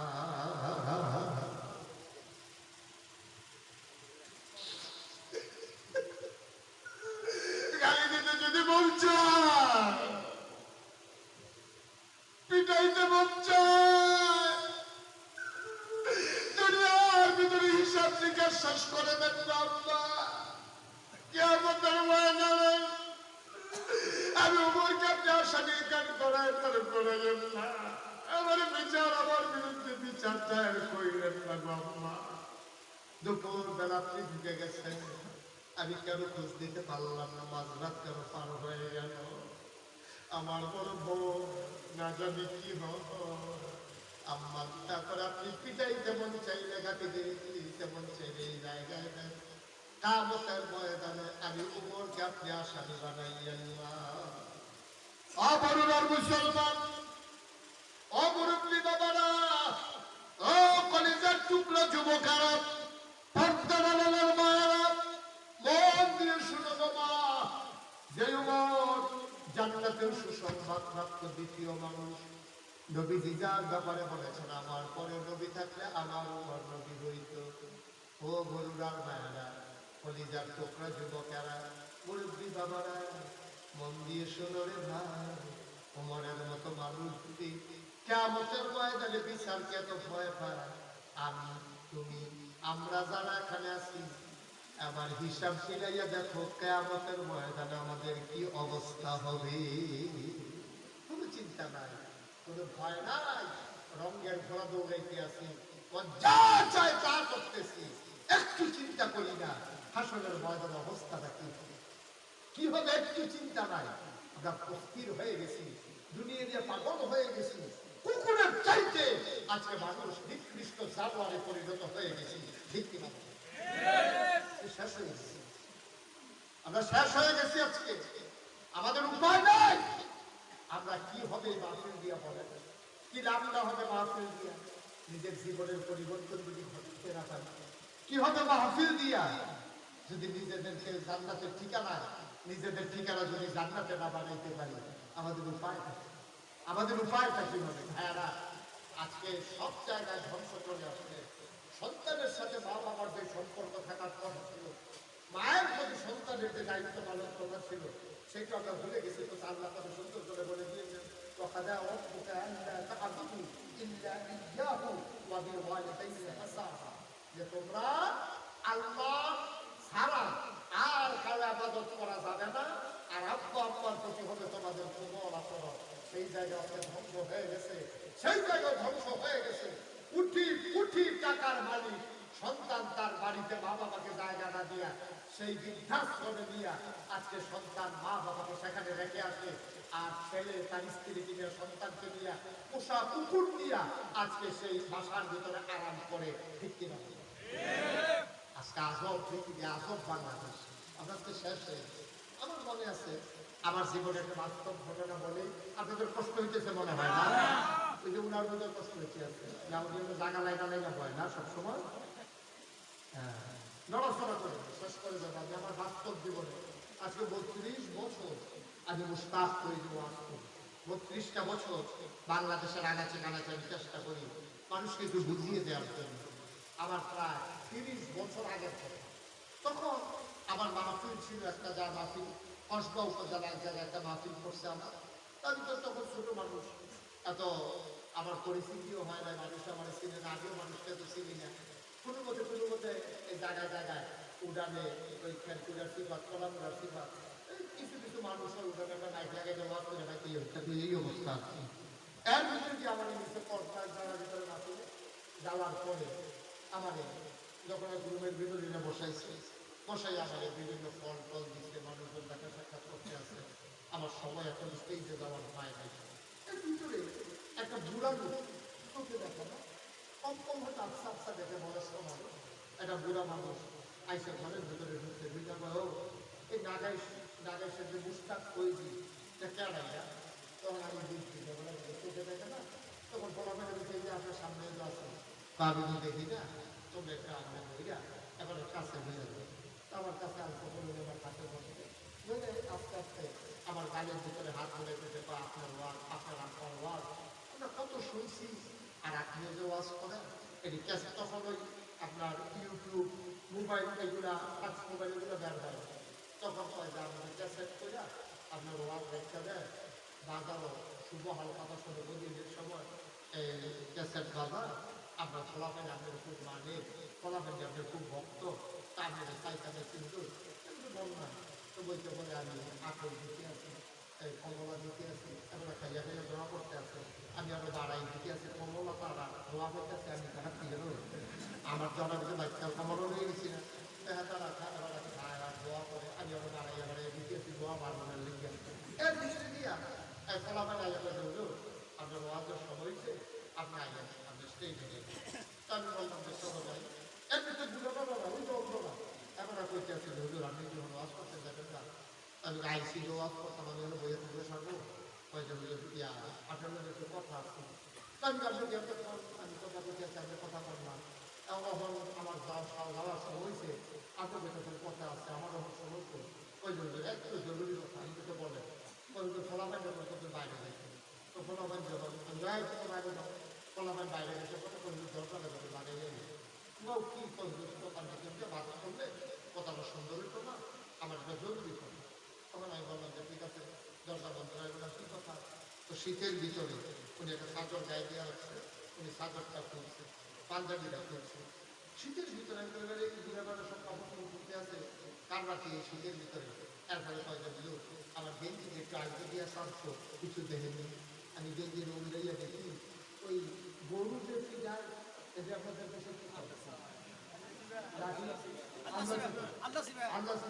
এই আন্দাসিবা দিয়া কি যাইবে শীতের ভিতরে ফিতা পড়া দাগ কাটা, আমি দেখি বুড়া মানুষের পুরাটা শীতের ভিতরে এরকম ফিতা পড়া দাগ, আমি হাত ধুলাইতেছে, গাল বাইরে আমার পানি করতে আছে। বাবা কে পিটাইছে লোকটা, কারণে গাল বাইরে সব করে পানি ভরতে করতো, কেউ আমার পিটাইছে না, কেউ আমার মারছে না, দেখি পিটার দাবি দেখা যায়। আমার 7টা বের করে আল্লাহ এটাকে আমি এত করি এত কষ্ট করি, এটার আগে নিজে গোসল করাই, নিজে আমার নদী দেওয়ার সময় বাচ্চা কাচ্চা মা বাপের আর মার বক্ততায় আর আবার বক্ত এরা সব করা লাগলেও ওই যে আব্বা আমি তো সব করা, আমি তাকে মিলে যাই পুরো করে মাথায় হাত দিয়ে রাখি, সে ভয় পায়, তাহলে আমি বড়াইয়া গোসল করাই, তার ঈদগার ভিতরে আমি কান দুটো লইয়া যাই, বাজারও লইয়া যাই, কিন্তু বিয়া তো রাজি করি আমি। তারপরে আমি তাকে বিয়েও করাইছি দিতে করে, বিয়ে করানোর পরে তার যে বাচ্চা হয়েছে, তারপরে বাচ্চা হওয়ার পরে বাচ্চা ঠান্ডা লেগে গেছে। বাচ্চা আমি গরিব মানুষ, একটা বছর পর আর কোনো রান্না তার বগলের রান্না করে থাকে, রান্নাঘরের ভিতরে এমন ঠান্ডা উত্তরের বাচ্চারা নিউমোনিয়া হয়ে গেছে। তার মা আমার ডাক দিয়া কয় যে এই বাচ্চা মানে এটা নিয়ে লিডা, এটা নিয়ে বছর করে যাবো, আমরা বুড়ো বুড়িয়া বাঁচাও 6 বছর, আমরা ঠান্ডার ভিতরে থাকলেও সমস্যা নাই, কিন্তু এই ঠান্ডার ভিতরে থাকি সাদাটা রাত ঘুমাইতে পারি। এই বাচ্চা আমার, এই সন্তান আমার, আমি ঘুমাইতে চাই ঘুমাইতে পারি না, রান্না ঘরে আমি স্থির হয়ে যাই। তার মা রান্না করতেছে, কোনো মতে চলতেছে, কোনো মতে খায় ঘুমায়। একদিন সে আমাদের ঘরে এসে কাঁদতেছে। আমি বললাম ছেলে আমার কান্দো কেন? ছেলেরা আমার হাতে ধরে কয় আব্বা আমি একটাই ছেলে, আপনার তো আর ছেলে নাই, আপনি দেখে শুনে দিয়া পড়াইছেন, বউটা তো ভালো করে নাই, এই মহিলাটা আমার পর আপনারা আমার বিয়ে নাকি একসাথে খাইতে পারবে না। আমি অস্থির হয়ে গেছি, আমি কেমনে বলবো? আমার তার একটা ভাইও নাই, আমি কেমনে কইতাম আপনারা রে, কেমনে কার কাছে আলাদা করে দিতাম, কার কাছে আলাদা করে দেবো? আব্বা আমার ঘর কেউ নাই। ছেলেরা কাঁদতেছে হাও হাও করে। আমি বললাম কান্নার দরকার নাই, কান্নার দরকার নাই। মহিলাটা যখন ভালো না, ছেলের বউটা যখন ভালো করে নাই, ছেলেকে বুঝাইয়া বললাম ও বাবা কান্নাকাটি করলো না, টেনশন করলো না, আমি আর তোমার মায়ের কোনো মতো সংসার চালাইতে পারবো। হুজুর কত কষ্ট করে তার মায়ের রান্না করে, রান্না করতে গিয়ে অনেক সময় হাতের ভিতরে বরফ লেগে যায়। ওই দিন শাড়ির ভিতরে আগুন ধরে গেছে হুজুর, বড় অ্যাক্সিডেন্ট ভয়ের বিষয়, তারপরও বেড়ে নিয়েছি। তার বউরা তার কাছে কি কইছে আজকে গতকালকে, সে যখন রোগী চাইছে হাতের ভিতরে আল্লাহ সে পাড়া, আর সে যখন ঘরে ঢুকছে তার হেসা কি কথা বলছে, সে দৌড় দিয়া তার মার চৌধুরী ধরে টান দিয়া ও ডান্ডার ভিতরে পালাইয়া ইচ্ছা মতো পিটাইছে। তার মা হাউ হাউ করে কাঁদছে, হুজুর আমি বাড়িতে ছিলাম না, আমি বাড়ির সামনে এসে শুনি তার মা কান্দে, আমি দৌড় দিলাম, আমি তো চোখেও দেখি না, দৌড় দিয়ে আইসা দেখি আমার ছেলেটা পিটাইতে আছে। আমি কোনো মতে গিয়া তার হাতের ভিতরে ধরলাম, হালকা হালকা দেখি, আমি তো পুরো চোখেও দেখি না, বুড়া মানুষ। আবার তার মারে সাইডা দিয়া ওই যে ছোটবেলা আদর করছিলাম, লোকমা দিয়া যে খাওয়াইছিলাম, হুজুর শীতের ভিতরে যে গরম পানি দিয়ে গোসল করাইছিলাম, কাঁধে করে করে যে বাজারে নিয়ে গেছিলাম, আজকে দুপুর গতকালকে দুপুর বেলা আমার ছেলেটা সবগুলা আদর আমার পিঠের ভিতরে ফেরত দিছে।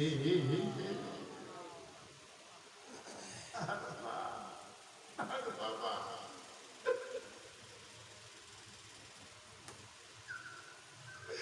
আমি সেই জায়গা লস করতে পারি নাই, আমি কাঁদতে কাঁদতে স্থির হয়ে গেছি, কোনো মতে একটু মোনাজাত করে চলে আসছি। অবরুণার মানুষ, আমি জানি না খারাপ মা নাই, আমি জানি না খারাপ মা নাই। ওই ছেলেটা আব্বা ছিনে নাই, আম্মা ছিনে নাই, আব্বা ছিনে নাই, আম্মা ছিনে নাই। একটা কথা শুনে রাখো মানুষ, মুস্তাক হয়েছি যদি কোনোদিন না আসে, কোনোদিন যদি তোমাদের কেনা ডাকে কথা রাখতে রাখো, বউ যদি মারা যায় বিয়া করলে আবার বউ পাওয়া যায়, বউ যদি মারা যায় বিয়ে করলে আবার বউ পাওয়া যায়, মা যদি মারা যায় আর মা পাওয়া যায় না, ঠিক কিনা?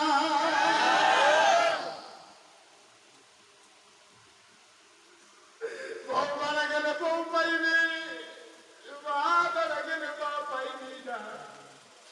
জানি না এমন মা কার কবরে, এমন বাবা কার কবরে, যাদের আব্বা আম্মা বেঁচে আছে। আজকে মাহফিল শেষ করে মায়ের পায়ের কাছে গিয়ে বসবি, চোখের পানি সাইডা দিয়া মায়ের বলবি, আম্মা নাগাইশের হুজুর বলে গেছে গো আম্মা, তোমার পায়ের ভিতরে বলে আমার, তোমার পায়ের নিচে বলে আমার জান্নাত, দয়া করে তুমি মাফ করে দাও, তোমার আমি কত কষ্ট দিছি গো আম্মা। মা জান্নাত আজকে মাহফিল শেষ করে মায়ের কবরের কাছে গিয়া দাঁড়াইবি, দুইটা ফোঁটা চোখের পানি ছেড়ে দিয়া মায়ের জন্য বাবার জন্য দোয়া করে দিবি। সন্তান যখন মায়ের কথা মনে করে, বাবার কথা মনে করে দোয়া করে দেয়, ওই চোখের পানি গাল বাইয়া জমিনে পড়তে দেরি, মায়ের আর বাবার কবরের আযাব বন্ধ হইতে দেরি হয় না, বলো আমিন। এই প্যান্ডেলটার ভিতরে গরমের ভিতরে প্রচন্ড গরম, মাহফিলের মৌসুম না এখন, এর ভিতরে যারা এসে হাজির হয়ে গেছো, আমি জানি না কারা আব্বা নাই, আমি জানি না কারা আম্মা নাই, আমার আব্বা দুনিয়াতে নাই। 85 সালে আমার আব্বা ইন্তেকাল করেছেন, আমি তখন মাত্র আমার 11 বছর বয়স। এখনো যখন আব্বার কথা বেশি মনে পড়ে, আমি আব্বার কবরটার কিনারে দিয়ে চোখের পানি ছেড়ে দিয়ে কান্দি। আমি আব্বার লোকের কথা কই, আব্বা ও আব্বা, বাংলাদেশে তো প্রচুর গরম, কবরের ভিতরে আপনার গরম লাগে, আমি কি খান আব্বা কবরে, কি খাওয়াই আপনারে? আমার আল্লাহ আপনার কবর জান্নাত বানাইছে নাকি? আমি কতভাবে কত কথা কই, কাঁদতে কাঁদতে আমি স্থির হয়ে যাই। আমি বাবার লোকে কত কথা কই, আমার বাবা একটা কথার জবাবও আমার দেয় না। আমি ঘুমাইতে যাই, ঘুমাইতে পারি না।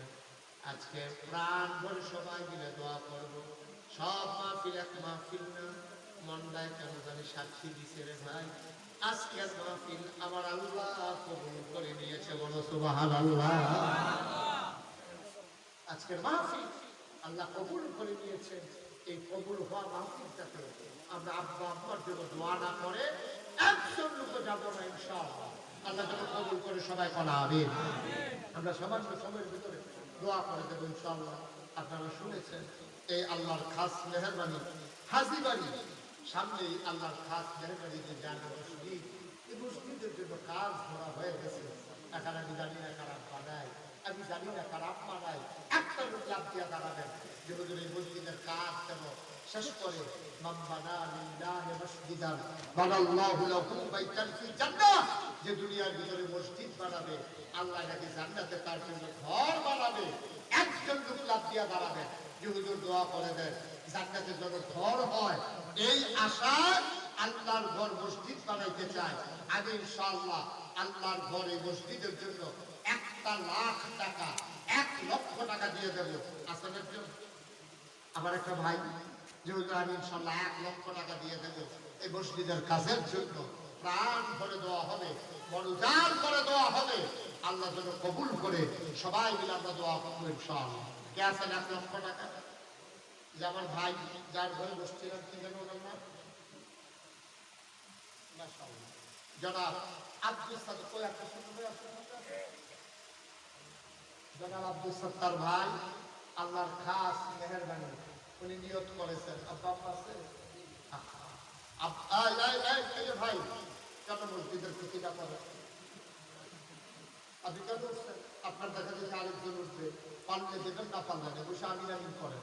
আব্দুল সাত্তার ভাই উনি ঘরেই আমাকে বলেছেন যে হুজুর ইনশাআল্লাহ মসজিদের কাজের জন্য আমি দিয়ে দেব 1,00,000 টাকা। মারহাবা বলবেন, জোরে বলেন মারহাবা। মনের আশা পূরণ করে দাও, দানের হাদিয়া সোনা মদিনায় পৌঁছে দাও। ও মাওলা রব্বে করিম, আব্দুল সাত্তার ভাইয়ের আম্মা নাই, আব্বাও দুনিয়াতে নাই। আমরা জানি না কবরে কি অবস্থা গো মাওলা।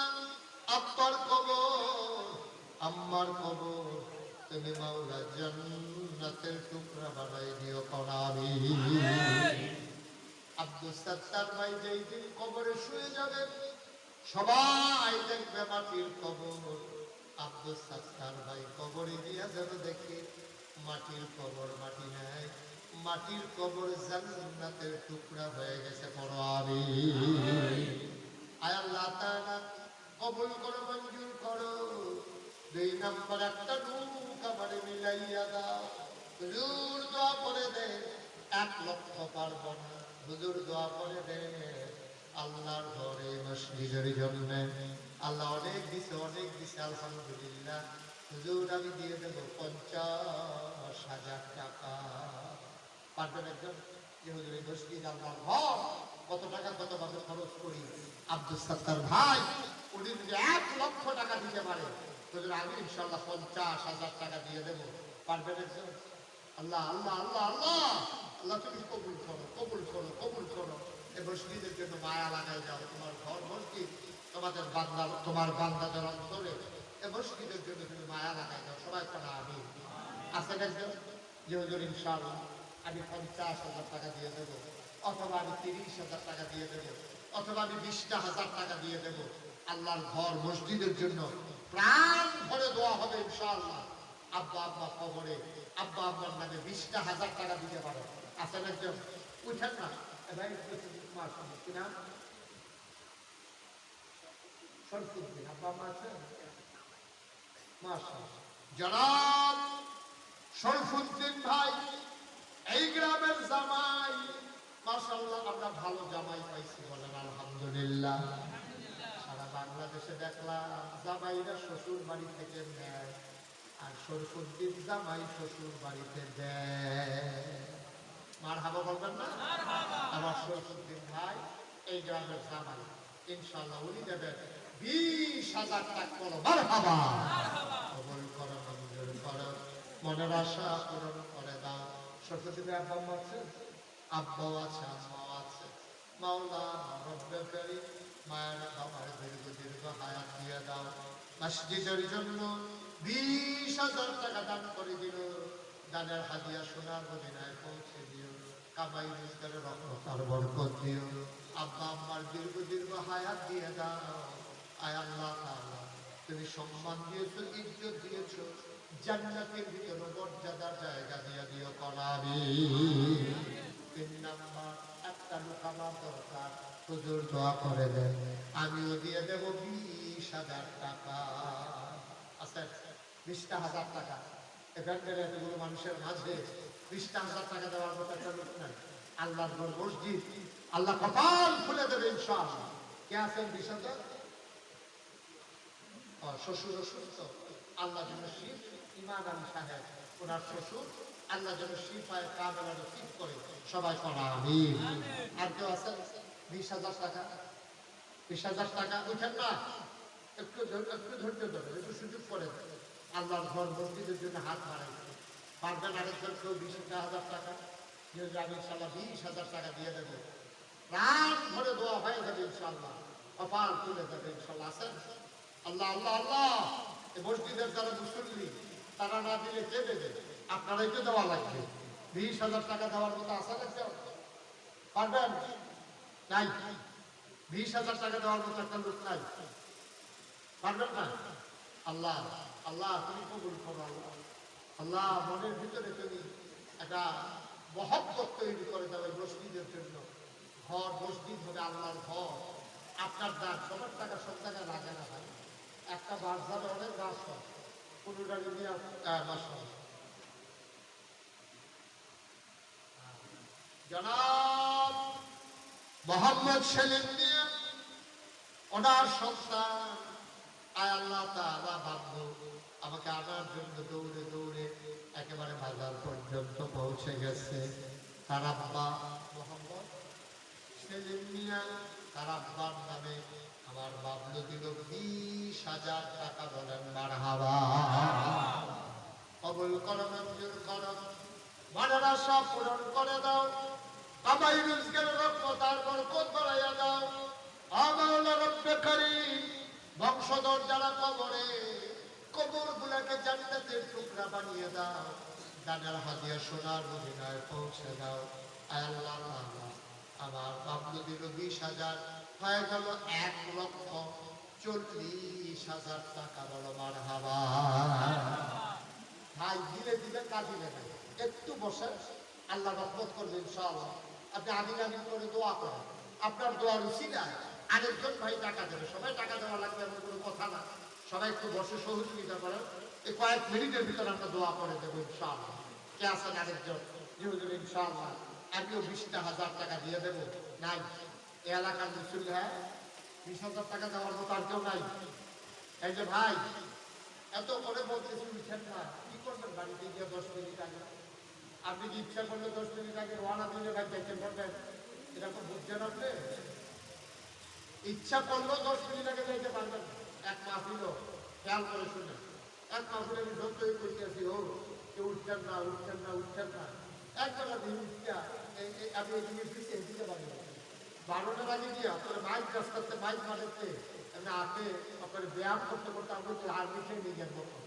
আমি দেখবো আর ডাক দেবে যখন কান দান গেছে কেউ যাই যাই গেল এই কৈশোরে লাভ দিয়ে হবে বাড়ি গিয়ে বলতে।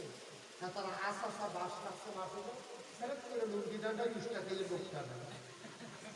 এখন আর রয়ে গেছে বলবো হাসপাতাল কি আছে না, এখন মিস করিয়া একবার বলে আইতে হচ্ছে ডাক্তারের কাছে কই যান সাবধান 3 ঘন্টা উঠতে পায় না, উঠলে আবার সেলেক্ট করে রক্ত দিতে দেবো না। এবার আর 3 ঘন্টা উঠতে থেকে রিক্সা দিয়ে পরে বাইতেছে আর আমরা তারা মাছ শেষ করে বলে পরীক্ষা পেশাব করতে লাভ ইচ্ছা করলে আগে যাওয়া যেত না। আল্লাহ যদি না আল্লাহর ঘর মসজিদ একটু ধৈর্য ধরে বসে ইনশাল্লাহ আল্লাহ রহমত করবে ইনশাআল্লাহ। আর আসেন যেহেতু ইনশাল্লাহ আমি 20,000 টাকা দেবো এই মসজিদের জন্য, আল্লাহ যেন কপাল খুলে দেয়। আমরা প্রাণ ভরে সবাই মিলে দোয়া করবো ইনশাআল্লাহ। 20,000 টাকা দেওয়ার মতো একজন নাই, পারবেন না? এই মানুষগুলো সবাই মিলে মসজিদ করবেন কেমন? মাত্র ফিলারেরা উঠছে, তারা তো সাহায্য দেয় না। কে আছেন যেহেতু ইনশাআল্লাহ আমি 20,000 টাকা দিয়ে দেবো? 20,000 টাকা, 10,000 টাকা। কে আছেন একজন দাঁড়ান তো? যেহেতু আমি 20,000 পারবো না, আমি ইনশাআল্লাহ 10,000 টাকা দিয়ে দেবো। আমি প্রাণ ভরে দোয়া করে দেবেন। আছেন 10,000 টাকা? আল্লাহ আল্লাহ আল্লাহ আল্লাহ আল্লাহ তুমি কবুল করো। 10,000 টাকা নাই? আহা 10,000 টাকা দেওয়ার মতো একজন নাই? 1,40,000 হয়ে গেছে। আপনি 10,000 টাকা দেন, এটার কারণে 1.5 লক্ষ টাকা হয়ে যাবে ইনশাআল্লাহ। এটা মিল মতো হয়ে যাবে। আশা দেখছেন যেহেতু ইনশাআল্লাহ আমি 10,000 টাকা দেবো। আল্লাহ যেন কপাল খুলে দেয়। ছেলে বিদেশে ফেলাই রাখছে, ছেলে বিদেশে ফেলাই রাখছে, সেজন্য সেই সালামতে বিদেশি দিল্লি করতে পারে, টাকা পয়সা কামাই করে যেন পাঠাইতে পারে। 10,000 টাকার কথা মনেও থাকবে না ইনশাআল্লাহ। আসেন যে 10,000 পারবেন? হ্যাঁ 10,000 নাই? এতগুলো মানুষের মধ্যে 10,000 টাকা দেওয়ার মতো একটা লোক নাই।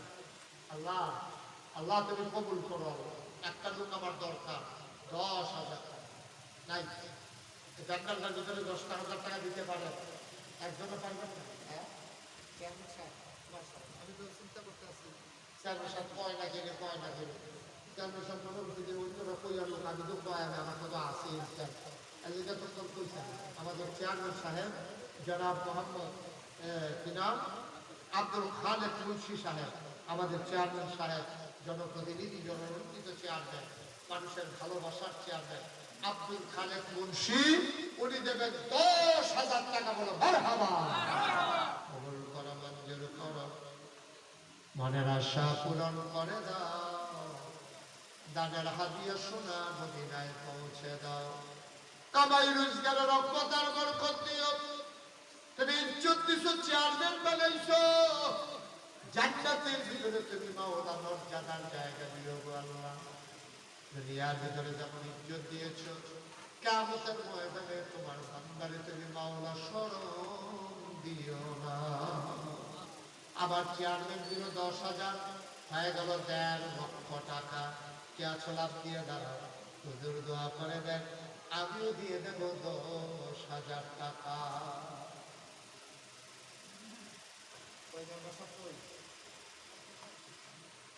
মেম্বার সাহেব আছেন মাঠে? হ্যাঁ জহির মেম্বার সাহেব কি দিবে? 10 বস্তা সিমেন্ট। মাশাআল্লাহ, আমাদের মাশাআল্লাহ সুন্দর মেম্বার জহির মেম্বার সাহেব। আপনাদের চেয়ারম্যান মাশাআল্লাহ দাড়িওয়ালা মেম্বার সাহেব, পাইছে তো দাড়িওয়ালা। দাড়ি আছে কি উল্টো করে দাঁড়িয়ে গেছে? দাঁড়িয়ে হ্যাঁ মাশাআল্লাহ, দূরে থেকে বোঝা যায় না তো। মাশাআল্লাহ মেম্বার সাহেব সবাই একটা সালাম দেন, সবাই একটা সালাম দেন। আমার কি স্মরণ করে লাগে বুড়াইয়া একটা সালাম দেন, আসসালাম। মাশাআল্লাহ, বুঝা যায় যে আবার নির্বাচন করবো, সালামের নমুনায় কয় না। চেয়ারম্যান সাহেব, মেম্বার সাহেব, এই ওয়ার্ডের মেম্বার আমার ভাই জনপ্রতিনিধি, উনি দিলেন 10 বস্তা সিমেন্ট। বলো মারহাবা।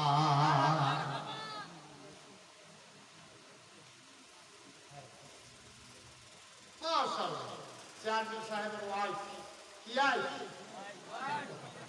কি আইফ, চেয়ারম্যান সাহেবের ওয়াইফ এই স্কুলের ম্যাডাম, শিক্ষিকা, উনি দেবেন 10,000 টাকা। বলো মারহাবা।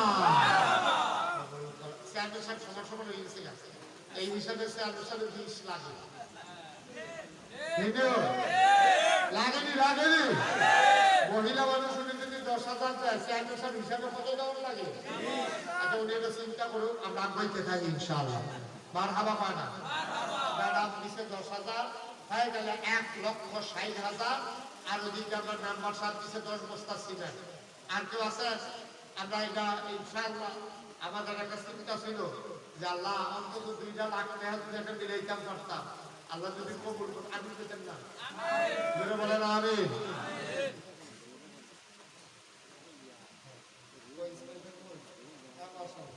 কি দিবে? 10 ব্যাগ সিমেন্ট। আমাদের ইসমাইল হুজুর হাই স্কুলের ধর্মীয় শিক্ষক, আমাদের হুজুর স্যার, উনি দেবেন 10 বস্তা সিমেন্ট। বলেন মারহাবা। তাইলে মেম্বার সাহেব দিছে 10 বস্তা, স্যারের দিছে 10 বস্তা, হুজুরে হয়ে গেছে 20 বস্তা। মাশাআল্লাহ, সিমেন্টের তো দরকার, এখন সাথ দেবে, আল্লাহ যেন কবুল করে। আর কেউ আছে যে হুজুর ইনশাআল্লাহ 10,000 টাকা পারবো না, আমি ইনশাআল্লাহ 10 বস্তা সিমেন্ট দিয়ে দেবো? আছেন একজন? 10টা বস্তা তুলছেন না? আর এতবার তোমার লাগলে ভালো লাগে, আর একটু বসেন, ভাই কি করবেন? হ্যাঁ, 10 বস্তা সিমেন্ট। জনাব মোহাম্মদ হাবিবুল্লাহ, হ্যাঁ হাজিব আলী, উনি দেবেন 10,000 টাকা। বলেন মারহাবা। আগে ছিলাম কত? 1,05,000। কথা বলে 5,000। হাবিবুল্লাহ দিচ্ছে 10,000, নিতে কত? 70,000। আমার মনে মনে একটা চিন্তা ছিল, চিন্তাটা কিন্তু কইলিটা চিন্তা ছিল যখন কত 2 লাখ টাকা যদি একটা মিলমত হইতো, আর যেহেতু সিমেন্ট উঠা শুরু হয়েছে, 20 বস্তা হয়েছে, কিছু সিমেন্ট যদি হইয়া যেত, তাহলে তারা টাকা কিনার জন্য পারে ইনশাল্লাহ সাতরা দিয়ে দিত। ভাই সব থাকবে, আমি আর আপনি থাকবো না। হ্যাঁ বলেন। বিল্লাল প্রবাসী, তারা পুকুরিয়া, দেশের বাইরে থাকে, উনি দেবেন 20 বস্তা সিমেন্ট। বলো মারহাবা। তাইলে হয়ে গেল সিমেন্ট কয় বস্তা হয়েছে? 40 বস্তা। টাকা হয়ে গেছে 1,70,000।